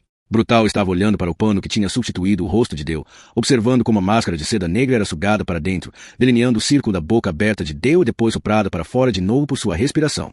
Havia grossas gotas de suor na testa e nas têmporas de Brutal, logo abaixo da linha de nascimento do cabelo. Nunca o vira suar durante uma execução. Por trás dele, Dee estava com um ar vago e nauseado, como se estivesse se esforçando para segurar o jantar. Agora sei que todos nós percebemos que havia algo errado. Só não conseguíamos saber o que era. Ninguém sabia. Não naquela ocasião, das perguntas que Percy andara fazendo a Jack Van Eyck. Havia uma porção delas, mas desconfio que a maioria era apenas para despistar. O que Percy queria saber, a única coisa que Percy queria saber, acho eu, era a respeito da esponja. A finalidade da esponja. Porque ela era empapada de água salobra, e o que aconteceria se não fosse empapada de água salobra? O que aconteceria se a esponja estivesse seca? Percy enfiou com força o capacete na cabeça de Deu. O homenzinho se assustou e gemeu novamente, dessa vez mais alto. Algumas das testemunhas se remexeram inquietas nas cadeiras dobráveis. Dean deu um meio passo à frente, pretendendo ajudar com a correia do queixo, e Percy fez um gesto ríspido para que ele retrocedesse. Dean assim fez, encolhendo um pouco os ombros, fazendo uma careta quando outro estrondo de trovão sacudiu o depósito. Dessa vez ele foi seguido pelas primeiras batidas de pingos de chuva por sobre o telhado. Fazia um ruído forte, como se alguém estivesse atirando punhados de bolas de gude sobre uma tábua de passar roupa. Você já ouviu pessoas dizerem meu sangue gelou nas veias a propósito de determinada coisa, não é? Claro. Todos nós já ouvimos isso, mas a única vez na minha vida em que de fato senti isso acontecer comigo foi naquele começo de madrugada cheia de trovões em outubro de 1932, por volta de 10 segundos depois da meia-noite. Não foi olhar de triunfo cheio de veneno no rosto de Percy Whitmore quando ele se afastou do vulto encapuçado, com capacete preso por alças metálicas sentado na velha fagulha. Foi o que eu devia ter visto e não vi. Não havia água escorrendo de dentro do capacete pelas bochechas de Deu. Foi então que percebi. Edward Delacroix. Estava falando Percy. Agora a corrente elétrica passará pelo seu corpo até que você esteja morto, de acordo com a lei do Estado. Olhei para Brutal numa agonia que fez minha infecção urinária parecer uma pancada num dedo. A esponja está seca. Disse para ele apenas movendo a boca, mas ele sacudiu a cabeça, sem entender, e olhou de volta para a máscara que cobria o rosto do francês, na qual os momentos finais da respiração do homem puxavam a seda negra para dentro e depois a estufavam de novo para fora. Estendi a mão para pegar o cotovelo de Percy e ele se afastou de mim, lançando-me um olhar direto ao mesmo tempo. Foi apenas uma olhada momentânea, mas me disse tudo. Mais tarde ele iria contar suas mentiras e meias-verdades às pessoas que importavam acreditariam na maioria delas, mas eu sabia que a história era diferente. Tínhamos descoberto durante os ensaios que Percy era um bom aluno quando estava fazendo algo que lhe interessava. Ele tinha escutado com atenção quando Jack Van explicou como a esponja empapada de água salobra conduzia a corrente, canalizando-a, transformando a descarga numa espécie de bala elétrica dirigida para o cérebro. Ah, sim, Percy sabia exatamente o que estava fazendo. Acho que acreditei nele quando disse depois que não sabia até que ponto aquilo iria, mas isso nem conta na lista das boas intenções. Não é mesmo? Eu acho que não. Contudo, afora gritar diante do diretor assistente e de todas as testemunhas, para Jack Van não acionar a chave, não havia nada que eu pudesse fazer. Mais 5 segundos. Acho que poderia ter gritado exatamente isso, mas Percy não me deu 5 segundos. Que Deus tenha piedade da sua alma. Falou para o vulto ofegante e aterrorizado na cadeira elétrica, depois olhou para além dele, para o retângulo coberto com a tela metálica onde estavam postados Harry e Jack, este com a mão na chave rotulada secador de cabelo de Mabel. O médico estava de pé, à direita dessa janelinha, os olhos fixos na maleta preta aos seus pés, calado e discreto como sempre. Segunda etapa. No princípio foi como de hábito, o zumbido que era um pouco mais forte do que a etapa inicial, mas não muito, e o tranco involuntário para a frente do corpo de Deu em função do espasmo muscular. Então as coisas começaram a dar errado. O zumbido perdeu sua estabilidade e começou a oscilar. Seguiu-se uma série de estalidos, como celofane sendo amassado. Pude sentir o cheiro de alguma coisa horrível, mas só quando vi uns fiapos de fumaça saindo de debaixo das bordas do capacete foi que identifiquei como sendo uma mistura de cabelo, de esponja de coral se queimando. Havia mais fumaça saindo pelo orifício na parte de cima do capacete, por onde passava o fio. Parecia fumaça saindo do buraco de uma cabana de índio. Delacroix começou a estremecer e se contorcer na cadeira, o rosto coberto pela máscara batendo de um lado para o outro como se estivesse indicando uma recusa veemente. As pernas começaram a se mover para cima e para baixo, em lances curtos que eram contidos pelas alças nos tornozelos. O trovão explodiu sobre nós e agora a chuva caiu mais forte. Olhei para Dee Stanton, que me olhou de volta desnorteado. Houve um estalo abafado debaixo do capacete, como um cone de pinheiro explodindo numa fogueira intensa, e agora podia ver a fumaça passando também através da máscara, filtrando-se em pequenas espirais. Precipitei-me para a tela entre nós e a sala de controle. Porém, antes que eu pudesse abrir a boca, Brutus Ovel pegou meu cotovelo. Agarrou-me com tanta força que as terminações nervosas a ali tiniram. Estava branco feito uma folha de papel, mas não estava em pânico, nem de longe. Não diga a Jack para parar, disse em voz baixa. O que quer que faça, não lhe diga isso. É tarde demais para parar. De início, quando Deu começou a gritar, as testemunhas não escutaram. A chuva no telhado de zinco tinha se transformado num ronco enorme e os trovões estavam praticamente contínuos. Mas nós na plataforma escutamos muito bem. Berros estrangulados de dor por baixo da máscara fumegante. O som se poderia emitir um animal preso, sendo triturado numa moenda. Agora o zumbido do capacete estava irregular e descontrolado, entrecortado por surtos do que parecia estática de rádio. Delacroix começou a se debater para frente e para trás, como uma criança fazendo birra. A plataforma balançou e ele bateu de encontro à correia de couro que segurava o peito com tanta força que pareceu que ia rompê-la. A descarga também o fazia contorcer-se de um lado para o outro, e ouviu o estalido quando seu ombro direito se partiu ou se deslocou. Foi um barulho parecido com o de alguém, dando com uma marreta, num caixote de madeira. O gancho da calça, apenas um borrão por causa da agitação curta das pernas para cima e para baixo, ficou escuro. Então ele começou a uivar, uns sons horríveis, agudos feitos de uma ratazana, que se podiam escutar mesmo com a chuva torrencial que caía no telhado. Que diabos está acontecendo com ele? Berrou alguém. Essas alças vão aguentar? Deus meu, que cheiro! Então, uma das duas mulheres. Isso é normal? Delacroix deu um tranco para frente, caiu para trás, outro tranco para frente, de novo caiu para trás. Percy estava olhando para ele com a boca aberta de horror. É claro que tinha esperado alguma coisa, mas não isso. A máscara que cobria o rosto de Delacroix se rompeu em chamas. Ao cheiro dos cabelos e da esponja incinerados juntou-se agora o cheiro de carne cozida. Brutal agarrou o balde no qual a esponja tinha estado, e que estava vazio agora, é claro, e correu para o tanque fundíssimo que ficava no canto. Será que não devo cortar a corrente, Paul? Perguntou Van em voz alta através da tela. Parecia completamente perturbado. Será que não devo? Não. Berrei de volta. Brutal percebera primeiro, mas eu percebera logo depois. Tínhamos que terminar com isso. O que quer que fizéssemos durante o resto de nossas vidas vinha em segundo lugar em relação a essa única coisa. Tínhamos que terminar com Delacroix. Continue, em nome de Deus. Continue, continue, continue. Voltei-me para Brutal, mal me dando conta das pessoas que agora estavam falando atrás de nós, algumas de pé, umas duas aos berros. Pare com isso. Gritei para Brutal. Nada de água. Nada de água. Você está louco? Brutal virou-se para mim, com uma espécie de compreensão aturdida no rosto. Jogar água em cima de um homem que estava recebendo uma corrente elétrica. Oh, sim. Isso seria muito inteligente. Olhou em volta, viu o extintor químico de incêndio pendurado na parede e pegou-o. Aí, garoto. A máscara tinha se desfeito sobre o rosto de Delacroix o suficiente para revelar feições que tinham ficado mais pretas do que as de John Coffey. Os olhos, agora nada mais do que glóbulos deformados de gelatina branca e brilhante, tinham sido expelidos das órbitas e estavam dependurados sobre as bochechas. As pestanas tinham sumido. Enquanto eu estava olhando, as próprias pálpebras pegaram fogo e começaram a queimar. A fumaça saía pelo decote em V da camisa. E o zumbido da eletricidade continuava sem parar, enchendo minha cabeça, vibrando lá dentro. Acho que é o som que os loucos devem escutar. Isso ou algo parecido. Dean começou a se mover para frente, pensando de alguma forma confusa que poderia abafar o fogo na camisa de Dale batendo com as mãos, e eu puxei quase com força suficiente para fazê-lo cair no chão. Naquele momento, tocar em Delacroix teria sido como a raposa dando um soco no boneco de piche no conto do tio Reamus. Nesse caso, um boneco de piche eletrificado. Continuei não me virando para ver o que estava acontecendo atrás de nós, mas parecia que tinha virado um pandemônio, com cadeiras caindo no chão, pessoas berrando, uma mulher gritando. Parem com isso, parem com isso. Oh, vocês não estão vendo que ele já recebeu bastante, a plenos pulmões.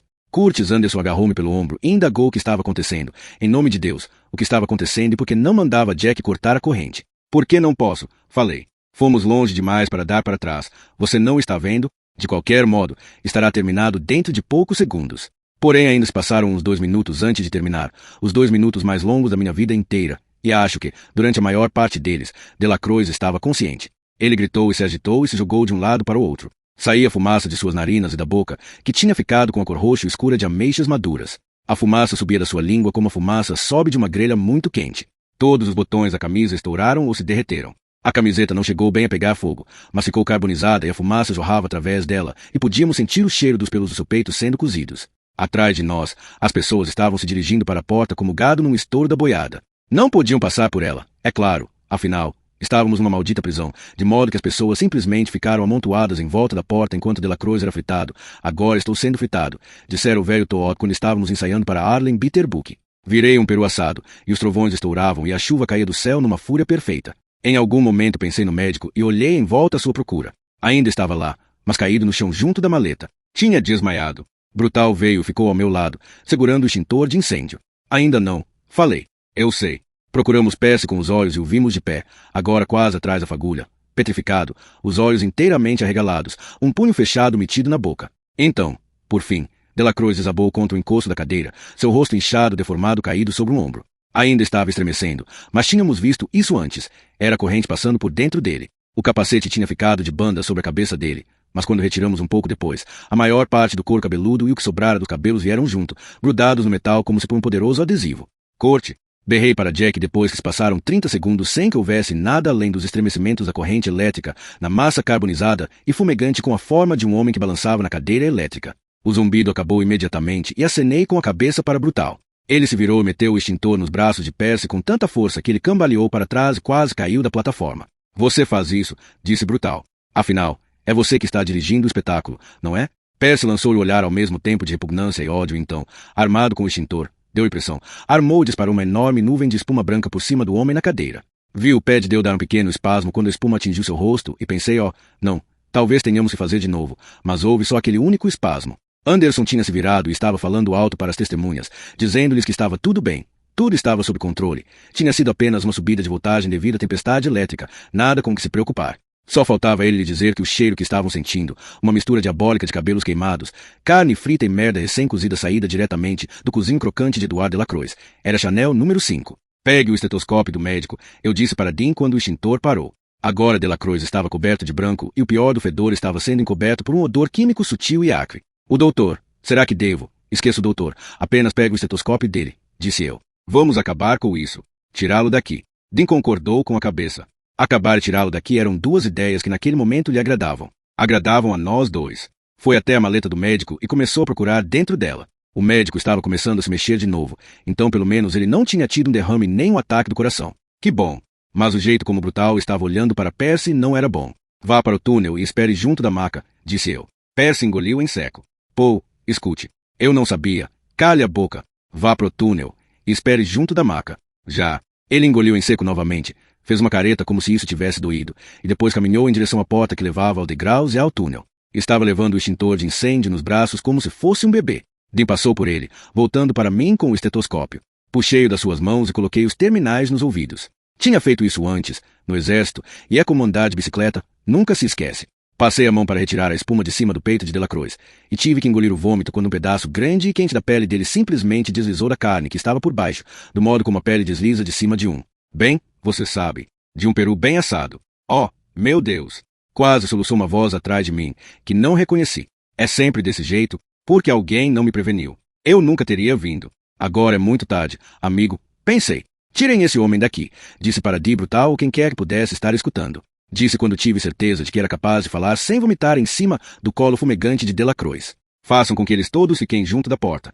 Criei coragem na melhor maneira que pude. Depois coloquei o disco do estetoscópio no pedaço vermelho enegrecido da carne crua que tinha aberto no peito de Dale. Auscultei, rezando para que não ouvisse nada, e foi exatamente isso que ouvi. Ele está morto, falei para Brutal. Graças a Deus. É graças a Deus. Você e Dee peguem a padiola. Vamos desafivelá-lo e retirá-lo daqui, depressa.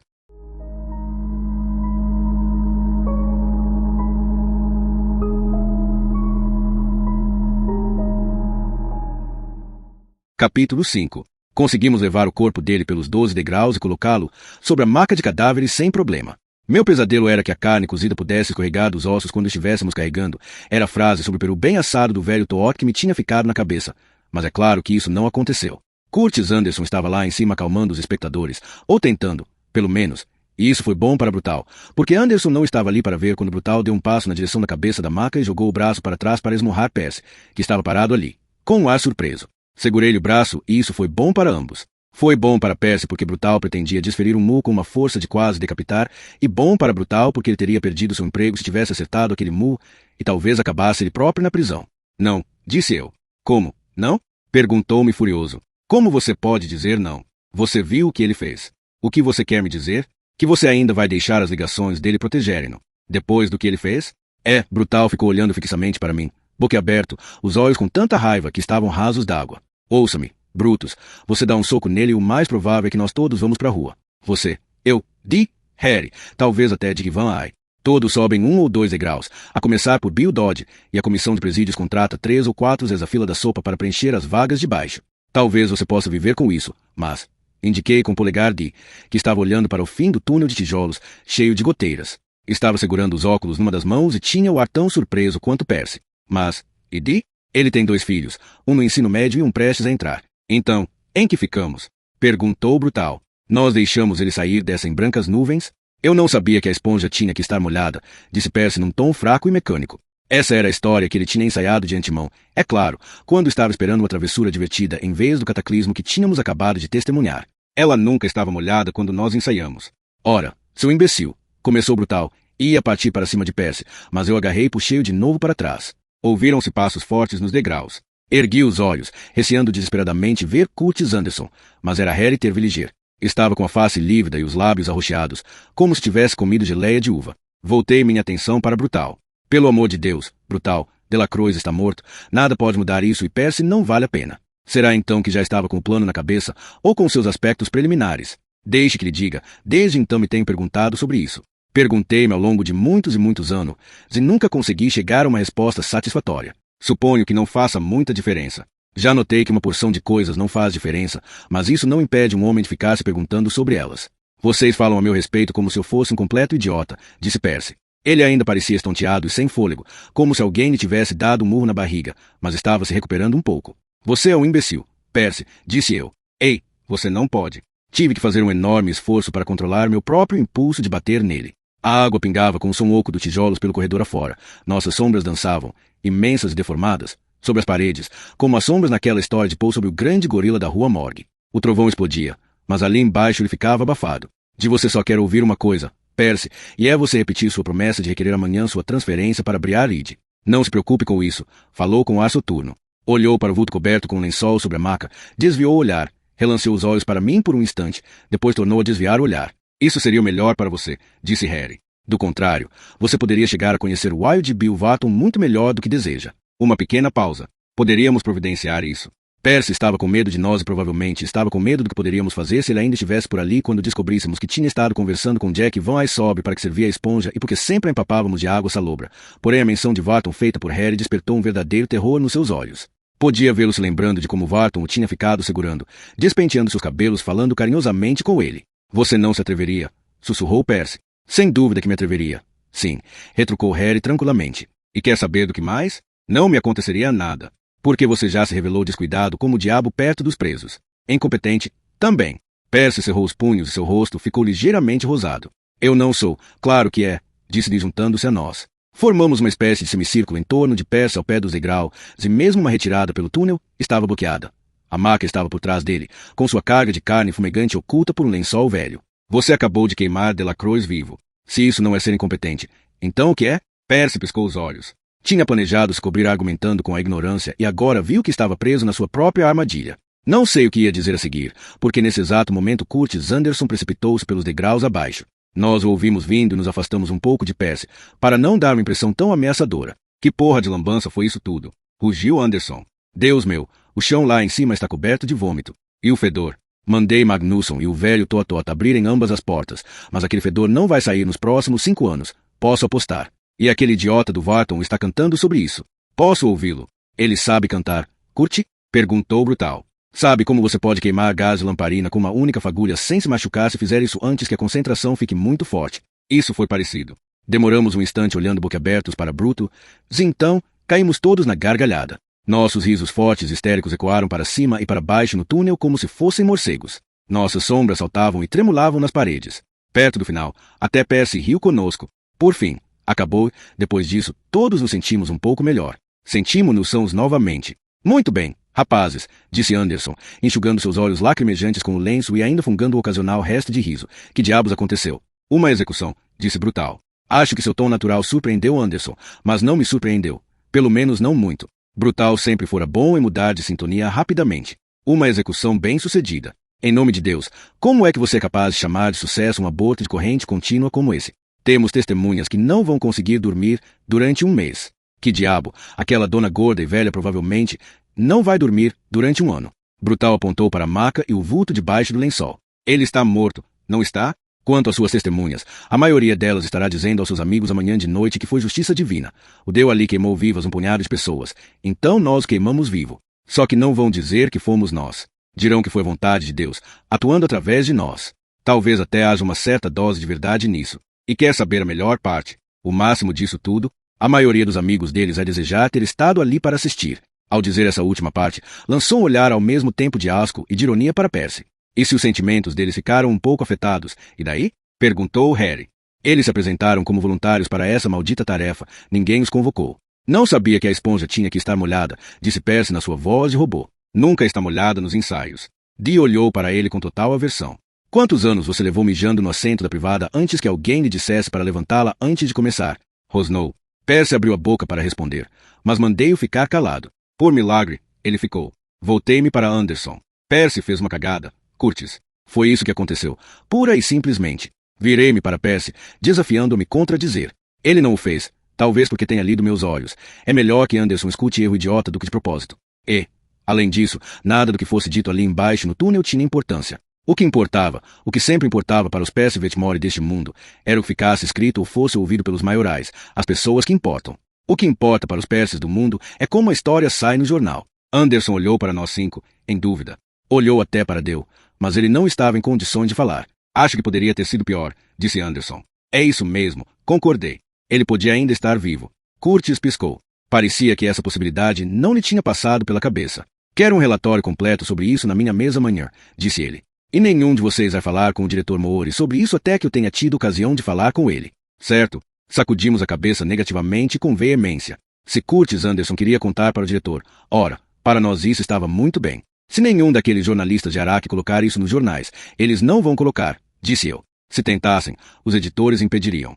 Horripilante demais para ser lido pelas famílias. Mas não vão nem tentar. Eram todos veteranos hoje de noite. Às vezes as coisas dão errado. Foi só isso. Eles sabem disso tão bem quanto nós.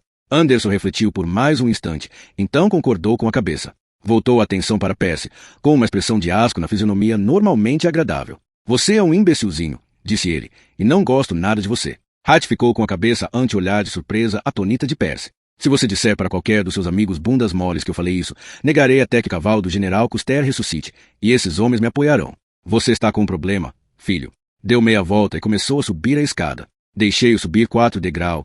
Se então falei. Curtis? Virou-se, as sobrancelhas erguidas, sem dizer nada. Você não precisa se preocupar muito com Percy, disse eu. Em breve ele está indo para Briar Ridge. Coisas maiores e melhores, não é, Percy? Assim que a transferência seja aprovada, acrescentou brutal. E até lá, toda noite ele vai avisar que está doente, agregou Dee. Isso despertou Percy, que ainda não tinha tempo de serviço suficiente na prisão para ter direito a faltas remuneradas por motivo de saúde. Olhou para Dean com um desagrado flagrante. Bem que você gostaria, disse ele.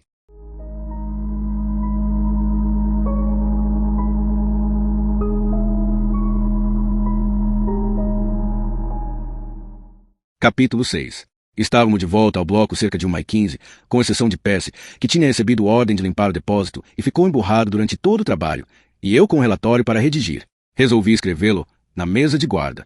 Se me sentasse na cadeira do meu escritório, mais confortável, provavelmente iria cochilar. Talvez isso lhe pareça peculiar, dado que tinha acontecido apenas 1 hora antes, mas me sentia como se tivesse vivido 3 vidas desde as 11 da noite anterior, todas elas sem dormir. John Coffey estava de pé junto da porta da cela, com as lágrimas correndo de seus olhos estranhos, distantes.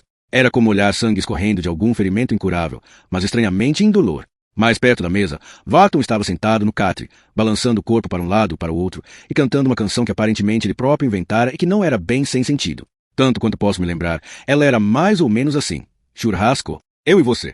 Fedorento, cor-de-rosa, xexexê. Não foi Billy nem Philadelphia Philly, não foi Jack nem Roy, Bois. Foi um camaradinha legal, uma batata quente, chamado Delacroix. Calha a boca, seu cretino, disse eu. Varton abriu um sorriso, mostrando a boca cheia de dentes podres. Ele não ia morrer, pelo menos ainda não. Estava de pé, feliz, praticamente sapateando. Vem aqui dentro e me obrigue a calar. Porque não vem, disse alegremente e depois começou outra estrofe da canção do churrasco, compondo as palavras não inteiramente ao acaso. Havia alguma coisa funcionando dentro dele. Sim, senhor. Uma espécie de inteligência crua e repulsiva que era, a sua moda, quase brilhante. Fui até John Coffey. Ele enxugou as lágrimas com a base da palma das mãos. Seus olhos estavam vermelhos com aparência de ardor e me dei conta de que ele também estava exausto. Não sabia por quê. Um homem que caminhava lentamente em volta do pátio de exercícios talvez umas 2 horas por dia e ficava sentado ou deitado na cela o resto do tempo. Mas não duvidei do que estava vendo. Era claro demais. Pobre Deu, disse em voz baixa e rouca. Pobre Deu. É, falei. Pobre Deu. John, você está bem? Ele se foi. Falou Coffey. Deu se foi. Não foi. Chefe? Foi. Responda a minha pergunta, John. Você está bem? Deu se foi. Ele é que tem sorte. Não importa como foi, ele é que tem sorte. Pensei que talvez Delacroix pudesse ter discordado sobre esse ponto, mas não disse nada. Em vez disso, dei uma olhada pela cela de Coffey. Onde está o Sr. Guizos? Saiu correndo para lá. Apontou através das grades, indicando o corredor até a porta da solitária. Aceti. Bem, ele vai voltar. Mas não voltou. Os dias do Sr. Guizos no corredor verde tinham terminado. O único vestígio que encontramos dele foi que Brutal achou naquele inverno algumas farpas de madeira, de cores vivas, e um cheiro de bala de hortelã emanando para fora de um buraco numa viga. Minha intenção era me afastar então, mas não o fiz. Olhei para John Coffey e ele de volta para mim como se soubesse tudo o que eu estava pensando. Disse a mim mesmo para ir andando, para simplesmente dar a noite por encerrada e ir andando, de volta para a mesa de guarda e para o meu relatório. Em vez disso, falei seu nome, John Coffey. Sim, chefe, disse imediatamente. Às vezes um homem é amaldiçoado com a necessidade de saber uma determinada coisa, e foi assim comigo naquele exato momento. Apoiei-me num dos joelhos, comecei a tirar um dos meus sapatos.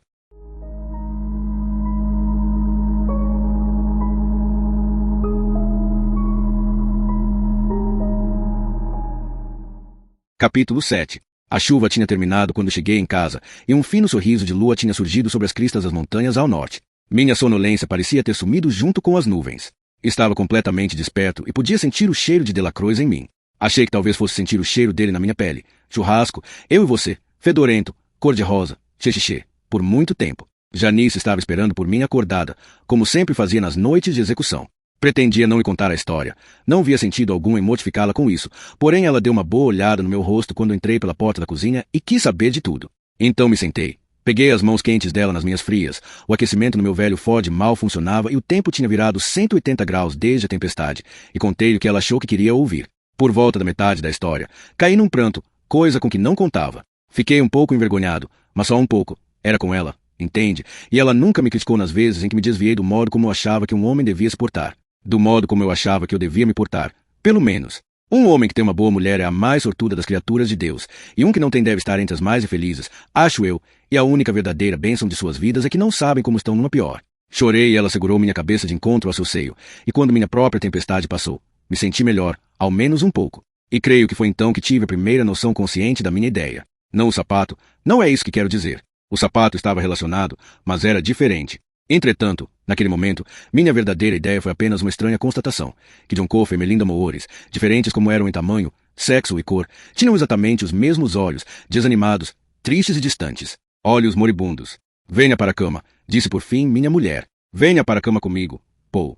Eu fui e fizemos amor, e quando terminou, ela adormeceu. Enquanto ficava ali olhando para o sorriso da lua e escutando os tiques nas paredes, que estavam por fim se retraindo, trocando o verão pelo outono, pensei em John Coffey dizendo que o tinha ajudado. Eu ajudei o rato de Deu. Eu ajudei o Sr. Guizos. Ele é um rato de circo. Sem dúvida. E talvez, pensei eu, nós fossemos todos ratos de circo, correndo por aí com apenas a mais vaga percepção de que Deus e toda sua legião celestial nos estavam observando em nossas casinhas de plástico através de nossas janelas de mica. Dormi um pouco quando o dia começou a clarear. 2 horas, calculo, talvez 3. E foi do jeito que sempre durmo nos dias atuais aqui em Georgia Pines, quase nunca naquela época, em pedacinhos curtos de sono leve. Adormeci pensando nas igrejas da minha juventude. Os nomes mudavam, dependendo do capricho de minha mãe e das irmãs dela, mas eram todas na verdade as mesmas, todas a primeira igreja do interior de Jesus seja louvado, o Senhor é poderoso.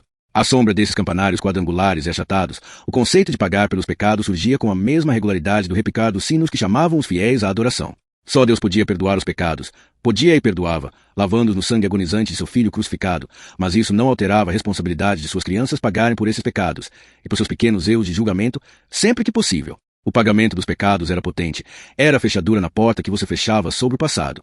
Adormeci pensando no pagamento de pecados naqueles bosques de pinheiros e Edward Delacroix pegando fogo enquanto cavalgava os relâmpagos e Melinda Moore, de meu garotão com os olhos que choravam sem parar. Esses pensamentos se enroscaram num sonho. Nele John Coffey estava sentado na margem de um rio, uivando sua mágoa, desarticulado como um bezerro, para o céu do princípio do verão, enquanto na outra margem um trem de carga corria interminavelmente na direção de uma ponte enferrujada sobre pilares por sobre trapingus. Na curva de cada braço, o negro segurava o corpo de uma menininha de cabelos louros, nua. Seus punhos, enormes rochas marrons nas extremidades daqueles braços, estavam fechados. À sua volta havia o som de grilos e mosquitos que esvoaçavam. O dia zumbia de calor. No meu sonho, fui até ele, ajoelhei-me à sua frente e tomei-lhe as mãos. Seus punhos se descontraíram e revelaram seus segredos. Num, havia um carretel colorido de verde, vermelho e amarelo. No outro, o sapato de um guarda penitenciário. Não pude evitar, disse John Coffey. Tentei retirar, mas já era tarde demais. A essa altura, no meu sonho, eu entendi.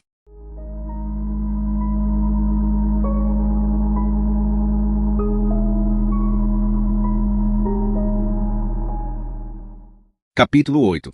Às 9 da manhã seguinte, enquanto tomava minha terceira xícara de café na varanda, minha mulher não falou nada, mas podia ver a reprovação estampada no rosto dela quando a trouxe para mim. O telefone tocou. Fui até o hall de entrada para atender e a telefonista da central disse a alguém que a pessoa chamada estava aguardando na linha. Ela então me desejou um dia excelente e saiu da linha, supostamente. Com a telefonista da central, nunca se podia ter certeza. A voz de Hal Moores me deu um choque. Trêmula e rouca, parecia a voz de um octogenário. Ocorreu-me que era bom que as coisas tivessem ido bem com Curtis Anderson no túnel, na noite anterior. Bom que ele sentia mais ou menos o mesmo que nós a respeito de Percy, porque esse homem com quem eu estava falando muito provavelmente não trabalharia nem mais um dia em Cold Manta. Pô, ao que me consta, houve problemas ontem de noite. Também, ao que me consta, nosso amigo, o Sr. Vetmore, estava envolvido. Um probleminha, reconheci, segurando com força o fone de encontro à minha orelha e inclinando-me para junto do bocal. Mas o trabalho foi realizado. Isso é que importa. É claro. Posso perguntar quem lhe contou? Para poder amarrar uma lata no rabo dele, pensei, mas não acrescentei. Você pode perguntar, mas, como na realidade não é absolutamente da sua conta, acho que vou ficar de boca fechada a esse propósito. Mas quando telefonei para meu escritório para saber se havia algum recado ou algum assunto urgente, me disseram uma coisa interessante. Foi. Parece que um requerimento de transferência pousou na minha caixa de entrada. Percy Vetmore quer ir para Briar Ridge o mais depressa possível. Deve ter preenchido o requerimento antes mesmo que terminasse a agitação da noite de ontem. Você não acha? Assim parece. Concordei. Normalmente, eu deixaria Curtis cuidar disso. Porém, tendo em conta a atmosfera no bloco nos últimos tempos, pedi a Hannah que trouxesse para mim em pessoa durante a hora de almoço. Ela gentilmente concordou em assim fazer. Vou aprová-lo e providenciar para que seja encaminhado para a capital do estado hoje de tarde. Espero que você veja o traseiro de Percy saindo pela porta dentro de no máximo um mês. Talvez menos. Ele esperava que eu fosse ficar contente com essa notícia e tinha o direito de esperar isso. Tinha roubado o tempo de cuidar de sua mulher para acelerar um assunto que, de outro modo, poderia tomar mais de meio ano, mesmo com as alardeadas ligações de Percy. Não obstante, fiquei decepcionado. Um mês. Porém, talvez não tivesse tanta importância, de uma forma ou de outra. Isso afastava um desejo perfeitamente natural de esperar e adiar um empreendimento arriscado, e o que eu estava pensando agora seria de fato muito arriscado. Às vezes, quando é assim, o melhor é saltar antes que se perca a coragem. Se íamos ter que lidar com Percy de qualquer modo, sempre supondo que conseguisse que os outros me acompanhassem na minha insanidade, em outras palavras, sempre supondo que houvesse um nós, bem poderia ser nessa noite. Paul, você está aí? A voz dele baixou um pouco, como se pensasse que agora estava falando sozinho. Raios, acho que perdi a ligação. Não, estou aqui, Hal. Isso é uma ótima notícia. Concordou ele, mais uma vez fiquei impressionado com a maneira como ele parecia um velho. Como estava frágil. Sei o que você está pensando. Não, você não sabe não, diretor, pensei eu. Nem em 1 milhão de anos você vai saber o que estou pensando. Você está pensando que nosso jovem amigo ainda vai estar por aqui no momento da execução de Coffey. Isso provavelmente é certo. Coffey irá bem antes do dia de ação de graças, calculo, mas você pode pô-lo de volta na sala de controle. Ninguém vai ser contra. Inclusive ele próprio, devo imaginar. Farei isso, disse eu. Hal, e Melinda como está? Houve uma longa pausa, tão longa que poderia achar que eu tinha perdido a ligação, não fosse o som da respiração dele. Dessa vez, quando ele falou, foi num tom de voz muito mais baixo. Ela está afundando, disse ele. Afundando. Aquela palavra de dar calafrios, que as pessoas mais velhas usavam não precisamente para descrever uma pessoa que estava morrendo, mas alguém que tinha começado a se desligar da vida. As dores de cabeça parecem ter melhorado um pouco. Por agora, de qualquer modo. Mas ela não consegue andar sem ajuda, não consegue pegar objetos, perde o controle da urina quando dorme. Houve outra pausa e então, com a voz ainda mais baixa, Hal disse algo que pareceu com ela pinga. Pinga o quê? Hal? Perguntei, franzindo a testa. Minha mulher apareceu no portal da varanda. Ficou ali parada, limpando as mãos num pano de prato e olhando para mim. Não, respondeu num tom que parecia oscilar entre raiva e choro. Ela xinga. Ainda não sabia o que ele queria dizer, mas não tinha a menor intenção de continuar nisso. Não precisei, pois ele o fez por mim. Ela pode estar muito bem, perfeitamente normal, conversando sobre canteiros de flores, um vestido que viu num catálogo, ou talvez sobre ter ouvido Roosevelt falando no rádio e como ele parece maravilhoso. E então, de súbito, ela começa a dizer as coisas mais horríveis, as palavras mais horríveis. Ela não eleva a voz. Quase seria melhor se ela elevasse, acho, porque então, entende, então, ela não pareceria tanto com ela própria. Isso mesmo, disse ele em tom agradecido. Mas ouvi-la dizendo coisas horrorosas de linguajar de sarjeta na sua voz doce. Me desculpe, Paul. Sua voz foi sumindo e escutei-o limpando a garganta ruidosamente. Depois retornou, parecendo mais forte, porém arrasado do mesmo jeito. Ela quer que o pastor Donaldson venha aqui em casa e eu sei que ele é um consolo para ela, mas como posso chamá-lo? Suponha que ele esteja sentado ali, lendo as escrituras com ela, e ela o xingue de alguma coisa suja. Ela poderia fazer isso. Me chamou de uma coisa dessas ontem de noite. Ela me disse, será que você pode me passar a revista Liberty, seu chupador de pau? Onde é que ela poderia ter ouvido um linguajar desses? Pô, como é que ela pode saber essas palavras? Não sei. Hal, você vai estar em casa hoje de noite? Quando estava bem, senhor de si, não com atenção transtornada por preocupações ou sofrimento, Hal Moores revelava uma faceta cortante e sarcástica da sua personalidade. Acho que seus subordinados temiam esse lado seu mais do que sua raiva ou desprezo. Seu sarcasmo, geralmente impaciente e muitas vezes contundente, era capaz de ser cáustico como ácido. Um pouco disso agora respingou em mim. Foi inesperado, porém, e fiquei contente em ouvi-lo. Parecia que ele ainda não tinha perdido inteiramente sua capacidade de luta. Não, disse ele. Vou levar Melinda para uma dança de quadrilha. Vamos fazer um passo para cá, outro para lá, depois abri-las à esquerda, e então dizer ao violinista que ele é um garanhão filho da mãe. Tapei a boca com a mão para conter uma risada. Felizmente foi um impulso que passou rápido. Desculpe-me, disse ele. Não tenho dormido bem ultimamente. Isso me deixa irritadiço. É claro que vamos estar em casa. Por que pergunta? Não tem importância. Acho, respondi. Você não estava pensando em passar por aqui, estava? Porque se você estava de serviço ontem à noite, estará também hoje à noite, a menos que tenha trocado com alguém. Não, não troquei. Falei. Estou de serviço hoje à noite. De todo modo, não seria uma boa ideia. Não do jeito que ela está agora. Talvez não. Obrigado pelas notícias. Por nada. Paul, reze por Melinda. Disse que rezaria, pensando que talvez fizesse bem mais do que rezar. Deus ajuda os que ajudam a si próprios, como dizem na igreja de Louvado seja Jesus. O Senhor é poderoso. Desliguei e olhei para Janice. Como está Melly?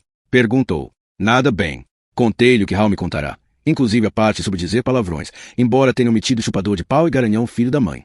Terminei com o termo usado por Hal, afundando, e Jean balançou a cabeça com tristeza. Olhou para mim com mais atenção.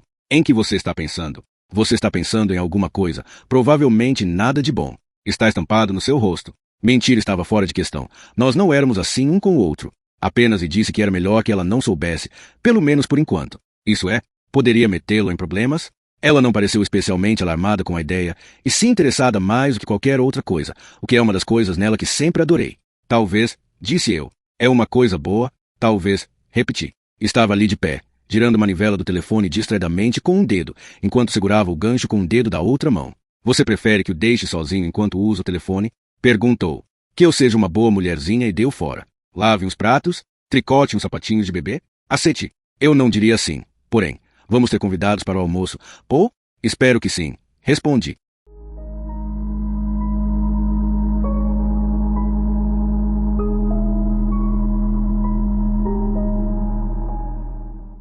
Capítulo 9. Consegui falar com Brutal e Dee imediatamente, porque ambos estavam ligados à central telefônica. Harry não estava, pelo menos naquela época, mas eu tinha o número de telefone do vizinho mais próximo, que estava conectado. Harry me chamou uns 20 minutos depois, altamente encabulado por ter que ligar a cobrar disparando promessas de pagar sua cota quando chegasse nossa próxima conta. Disse-lhe que contaríamos esses pintos depois que saíssem do ovo. Nesse meio tempo, será que ele poderia vir almoçar na minha casa? Brutal e Dee estariam aqui e Janice tinha prometido servir um pouco da famosa salada de repolho. Sem falar na ainda mais famosa torta de maçã. Almoçar só pelo prazer de almoçar, indagou Harry num tom desconfiado. Admiti que tinha uma coisa sobre a qual queria conversar com eles, mas era melhor não entrar nisso, nem de leve, por telefone. Harry concordou em vir. Pendurei o fone no gancho, fui até a janela e olhei para fora, pensativo. Embora tivéssemos estado no último turno, eu não tinha acordado nem Brutal nem Dee, e Harry tampouco pareceu ter acabado de sair da terra dos sonhos. Parecia que eu não era o único a ter problemas com o que tinha acontecido na noite anterior. Considerando a maluquice que eu tinha em mente, isso provavelmente era bom.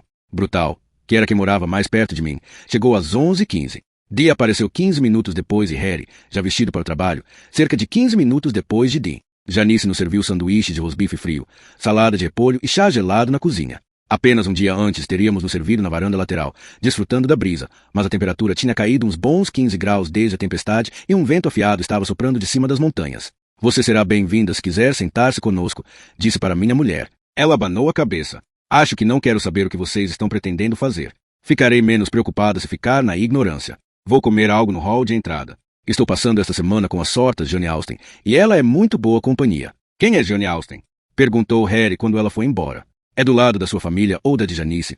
Pô, ela é bonita. Ela é uma escritora. Seu burro, disse-lhe Brutal. Está morta praticamente desde quando Betsy Ross bordou as estrelas na primeira bandeira dos Estados Unidos. Oh, Harry ficou encabulado. Não sou muito de ler. Quase só leio manuais de rádio. O que você tem em mente, Pô? Perguntou Dee. John Coffey e o Sr. Guizos, para começar.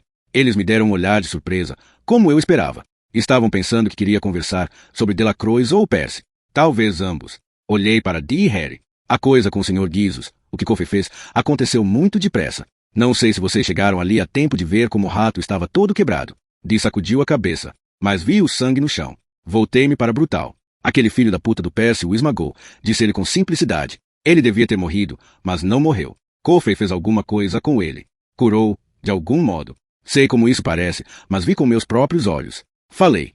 Ele também me curou e eu não me limitei a ver, eu senti. Contei-lhes a minha infecção urinária, como ela tinha voltado, como tinha sido ruim. Apontei pela janela para a pilha de lenha em que tivera de me apoiar na manhã em que a dor me fez cair de joelhos, e como ela tinha desaparecido por completo depois que Coffey tocou em mim. E não voltou mais.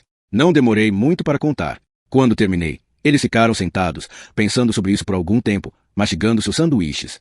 Então Dee falou. Umas coisas negras saíram-lhe da boca. Feito insetos. Isso mesmo, confirmou Harry. Pelo menos no início, eram negras. Depois ficaram brancas e sumiram. Olhou em volta com ar de reflexão. É como se eu praticamente tivesse me esquecido da coisa toda até que você a mencionou. Pô, não é engraçado. Não tem nada de engraçado nem estranho sobre isso, disse Brutal. Eu acho que isso é o que as pessoas quase sempre fazem com as coisas que não conseguem entender. Simplesmente esquecem. Não adianta muito para ninguém se lembrar de coisas que não fazem nenhum sentido. E com você? Pô, houve insetos quando ele deu um jeito em você? Houve sim. Acho que eles eram a doença. A dor. O sofrimento. Ele absorve isso, depois solta no ar livre de volta. Onde some, disse Harry. Encolhi os ombros. Não sabia se sumia ou não. Não tinha certeza nem mesmo se fazia diferença. Ele sugou para fora de você? Perguntou Brutal. Parecia que ele estava sugando para fora do rato. O sofrimento. Ah, você sabe. A morte. Não. Respondi. Ele apenas me tocou. E eu senti. Uma espécie de choque, como de eletricidade, só que indolor. Mas eu não estava morrendo, só sofrendo. Brutal balançou a cabeça positivamente. O toque e o hálito. Exatamente como se ouve aqueles pregadores do interior falando sem parar. Louvado seja Jesus, o Senhor é poderoso, disse eu. Não sei se Jesus entra nisso, disse Brutal. Mas me parece que John Coffey é um homem poderoso. Está certo, falou Dee. Se vocês dizem que isso tudo aconteceu, acho que eu acredito. Deus age de forma misteriosa para realizar suas maravilhas. Mas o que isso tem a ver conosco? Bem, essa era a grande questão, não era? Respirei fundo e lhes disse o que eu queria fazer. Eles escutaram, atonitos. Mesmo Brutal, que gostava de ler revistas com histórias sobre homenzinhos verdes do espaço, parecia atônito. Dessa vez, quando terminei, o silêncio foi mais longo e ninguém mastigou sanduíche nenhum. Por fim, num tom suave e racional, Brutus Ovel disse: perderíamos nossos empregos se nos apanhassem, Paul, e teríamos muita sorte se isso fosse tudo que acontecesse. Provavelmente iríamos acabar como hóspedes do Estado no bloco, fabricando carteiras e tomando banho aos pares. Falei. Isso poderia acontecer. Posso compreender como você se sente. Um pouco, continuou ele. Você conhece Moores melhor do que nós. Ele é seu amigo além de ser o chefão. E eu sei que você aprecia muito a mulher dele. Ela é a mulher mais doce que você jamais poderia conhecer, disse eu. E ela representa tudo para ele. Mas nós não a conhecemos como você e Janice a conhecem, não é? Pô? Retrucou Brutal. Vocês gostariam dela se a conhecessem. Prossegui. Pelo menos vocês gostariam dela se a tivessem conhecido antes que essa coisa enfiasse as garras nela. Ela faz uma porção de coisas pela comunidade, é uma boa amiga e é religiosa. Mais do que isso, ela é divertida. Isto é, costumava ser. Ela era capaz de contar coisas que faziam você rir até as lágrimas e rolarem pelo rosto. Mas nenhuma dessas coisas é a razão pela qual quero ajudar a salvá-la, se ela puder ser salva. O que está acontecendo com ela é um ultraje, diabos, um ultraje. Aos olhos, aos ouvidos e ao coração. Muito nobre, mas duvido muitíssimo que tenha sido isso que meteu essa ideia na sua cuca, disse Brutal.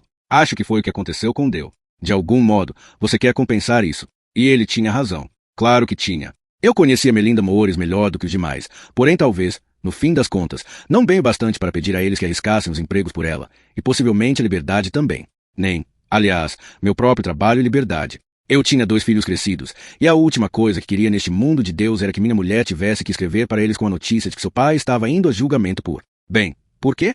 Não sabia com certeza.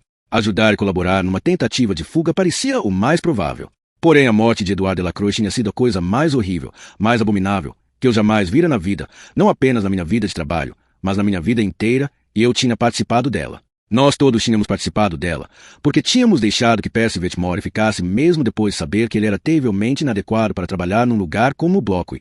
Tínhamos feito parte do jogo. Até o diretor Moores tinha participado disso. As bolas de Delacroix vão ser cozinhadas quer Vetmore esteja ou não na equipe, dissera ele, e talvez isso estivesse muito bem, considerando o que o francesinho tinha feito. Mas no final Percy fez muito mais do que cozinhar as bolas de Deu. Ele fez os globos oculares do homenzinho saltarem das órbitas, se a maldita cara dele pegar fogo. E por quê? Porque Deu era um assassino de meia dúzia. Não. Porque Percy tinha molhado as calças, o pequeno Cajun tivera a temeridade de rir dele. Nós tínhamos sido parte de um ato monstruoso e Percy ia sair disso ileso. Ia para Briar Ridge, feliz como um mexilhão na maré alta, e lá ia ter um hospício inteiro, cheio de lunáticos, em quem perpetrar suas crueldades. Não havia nada que pudéssemos fazer a esse respeito, mas talvez ainda não fosse tarde demais para lavar um pouco do lodo de nossas próprias mãos. Na minha igreja, eles chamam isso pagar pelos pecados em vez de compensar, disse eu. Mas acho que dá no mesmo. Você realmente acha que Coffey poderia salvá-la? Indagou num tom baixo e assustado. Apenas, o quê? Sugar aquele tumor cerebral para fora da cabeça dela. Como se fosse um caroço de pêssego. Acho que ele pode. Não é certo, evidentemente, mas depois do que fez comigo. E com o Sr. Guizos. Aquele rato estava seriamente arrebentado. Sem dúvida alguma, disse Brutal. Mas será que ele faria isso? Conjecturou Harry. Será que faria? Se ele puder, ele fará. Retruquei. Por quê? Coffey nem a conhece. Por que é o que ele faz? É para isso que Deus o fez. Brutal fez um gesto de olhar ostensivamente ao redor, lembrando a todos nós que estava faltando alguém. E quanto a Percy, você acha que ele vai permitir que isso aconteça? Perguntou. Então lhes disse o que tinha pensado para Percy. Quando terminei, Harry e Dee estavam olhando espantados para mim e um sorriso relutante de admiração se tinha aberto no rosto de Brutal. Bem audacioso, irmão Paul, disse ele. Quase me tira o fôlego. Ia ser mesmo sensacional. Dean quase sussurrou e depois deu uma gargalhada e bateu palmas como uma criança. Isto é, seria demais. É preciso que você se lembre de que Dean tinha um interesse especial na parte do meu plano que envolvia Percy. Afinal de contas, Percy podia ter causado a morte de Dean quando ficou petrificado daquele jeito. Mas depois? Indagou Harry. Falou num tom sombrio, mas os olhos traíram. Estavam cintilando, os olhos de um homem que quer ser convencido. E aí? Dizem que os homens mortos não falam, roncou Brutal, e dei uma olhadela para ele a fim de me certificar de que estava brincando. Acho que ele vai ficar de boca fechada, disse eu. É mesmo? Dee parecia cético. Tirou os óculos e começou a limpá-los. Convença-me. Em primeiro lugar, ele não vai saber o que de fato aconteceu. Vai nos julgar por ele próprio e achar que foi apenas uma brincadeira de mau gosto. Em segundo lugar, e o mais importante, ele vai ter medo de dizer qualquer coisa. É com isso que estou contando. Na verdade, nós lhe diremos que, se ele começar a escrever cartas e dar telefonemas, nós começaremos a escrever cartas e a dar telefonemas. Sobre a execução, disse Harry. E sobre o modo como ele ficou petrificado quando Wharton atacou Dee, falou Brutal. Acho que Percy realmente tem medo de que as pessoas saibam disso. Balançou a cabeça devagar e com ar pensativo. Pode dar certo. Mas, Paul, não faria mais sentido levar a Sra. Moores até Coffey do que Coffey até a Sra. Moores? Nós podíamos dar um jeito em Percy mais ou menos como você planejou, depois fazê-la entrar pelo túnel, em vez de tirar Coffey por esse caminho. Sacudi a cabeça. Nunca seria possível. Nem em 1 milhão de anos. Por causa do diretor Moores? Isso mesmo. Ele é tão cabeça dura que faz São Tomé parecer Joana d'Arc. Se nós levarmos Coffey à casa dele, acho que podemos surpreendê-lo e conseguir que pelo menos deixe Coffey tentar. Do contrário, o que você está pensando usar como veículo? Perguntou Brutal. Minha primeira ideia foi a diligência, respondi. Mas acho que nunca conseguiríamos sair com ela do pátio sem que alguém notasse. De qualquer modo, todo mundo num raio de 30 quilômetros a conhece. Acho que talvez possamos usar o meu Ford. Pense em outra, disse Dee, recolocando os óculos sobre o nariz. Você não conseguiria meter John Coffey dentro do seu carro nem que botasse-no, cobrisse de gordura e usasse uma calçadeira. Você está tão acostumado a olhar para ele que se esqueceu de como ele é grande. Não tinha resposta para isso. Naquela manhã tinha dedicado a maior parte da minha atenção ao problema de Percy, e o problema menor, mas não irrelevante, de Wild Bill Wharton. Agora me dava conta de que o transporte não ia ser tão simples quanto eu tinha esperado. Harry Tervilliger pegou os restos do seu segundo sanduíche, olhou para ele por um segundo, depois colocou de volta ao prato. Se nós realmente fossemos fazer essa coisa maluca, falou, acho que poderíamos usar minha caminhonete, sentá-lo na parte de trás. A essa hora não vai ter muita gente nas ruas. Estamos falando de por volta da meia-noite, não é? Confirmei. Vocês, caras, estão se esquecendo de uma coisa, disse Dean. Sei que Coffey tem estado muito tranquilo desde que chegou ao bloco. Não faz muito mais que ficar lá deitado no catre derramando lágrimas, mas ele é um assassino. Além disso, é descomunal. Se ele resolvesse fugir de detrás da caminhonete de Harry, a única maneira que nós teríamos para pará-lo seria abatê-lo a tiros. E um sujeito daqueles ia precisar de um bocado de tiros, mesmo com uma .45. Suponha que não fossemos capazes de derrubá-lo. E se ele matar outra pessoa? Detestaria perder meu emprego, detestaria ir para a prisão, pois tenho mulher e filhos que dependem de mim para o pão de cada dia, mas creio que não detestaria qualquer dessas coisas tanto, nem de longe, quanto ter outra menininha morta na minha consciência. Isso não vai acontecer, disse eu.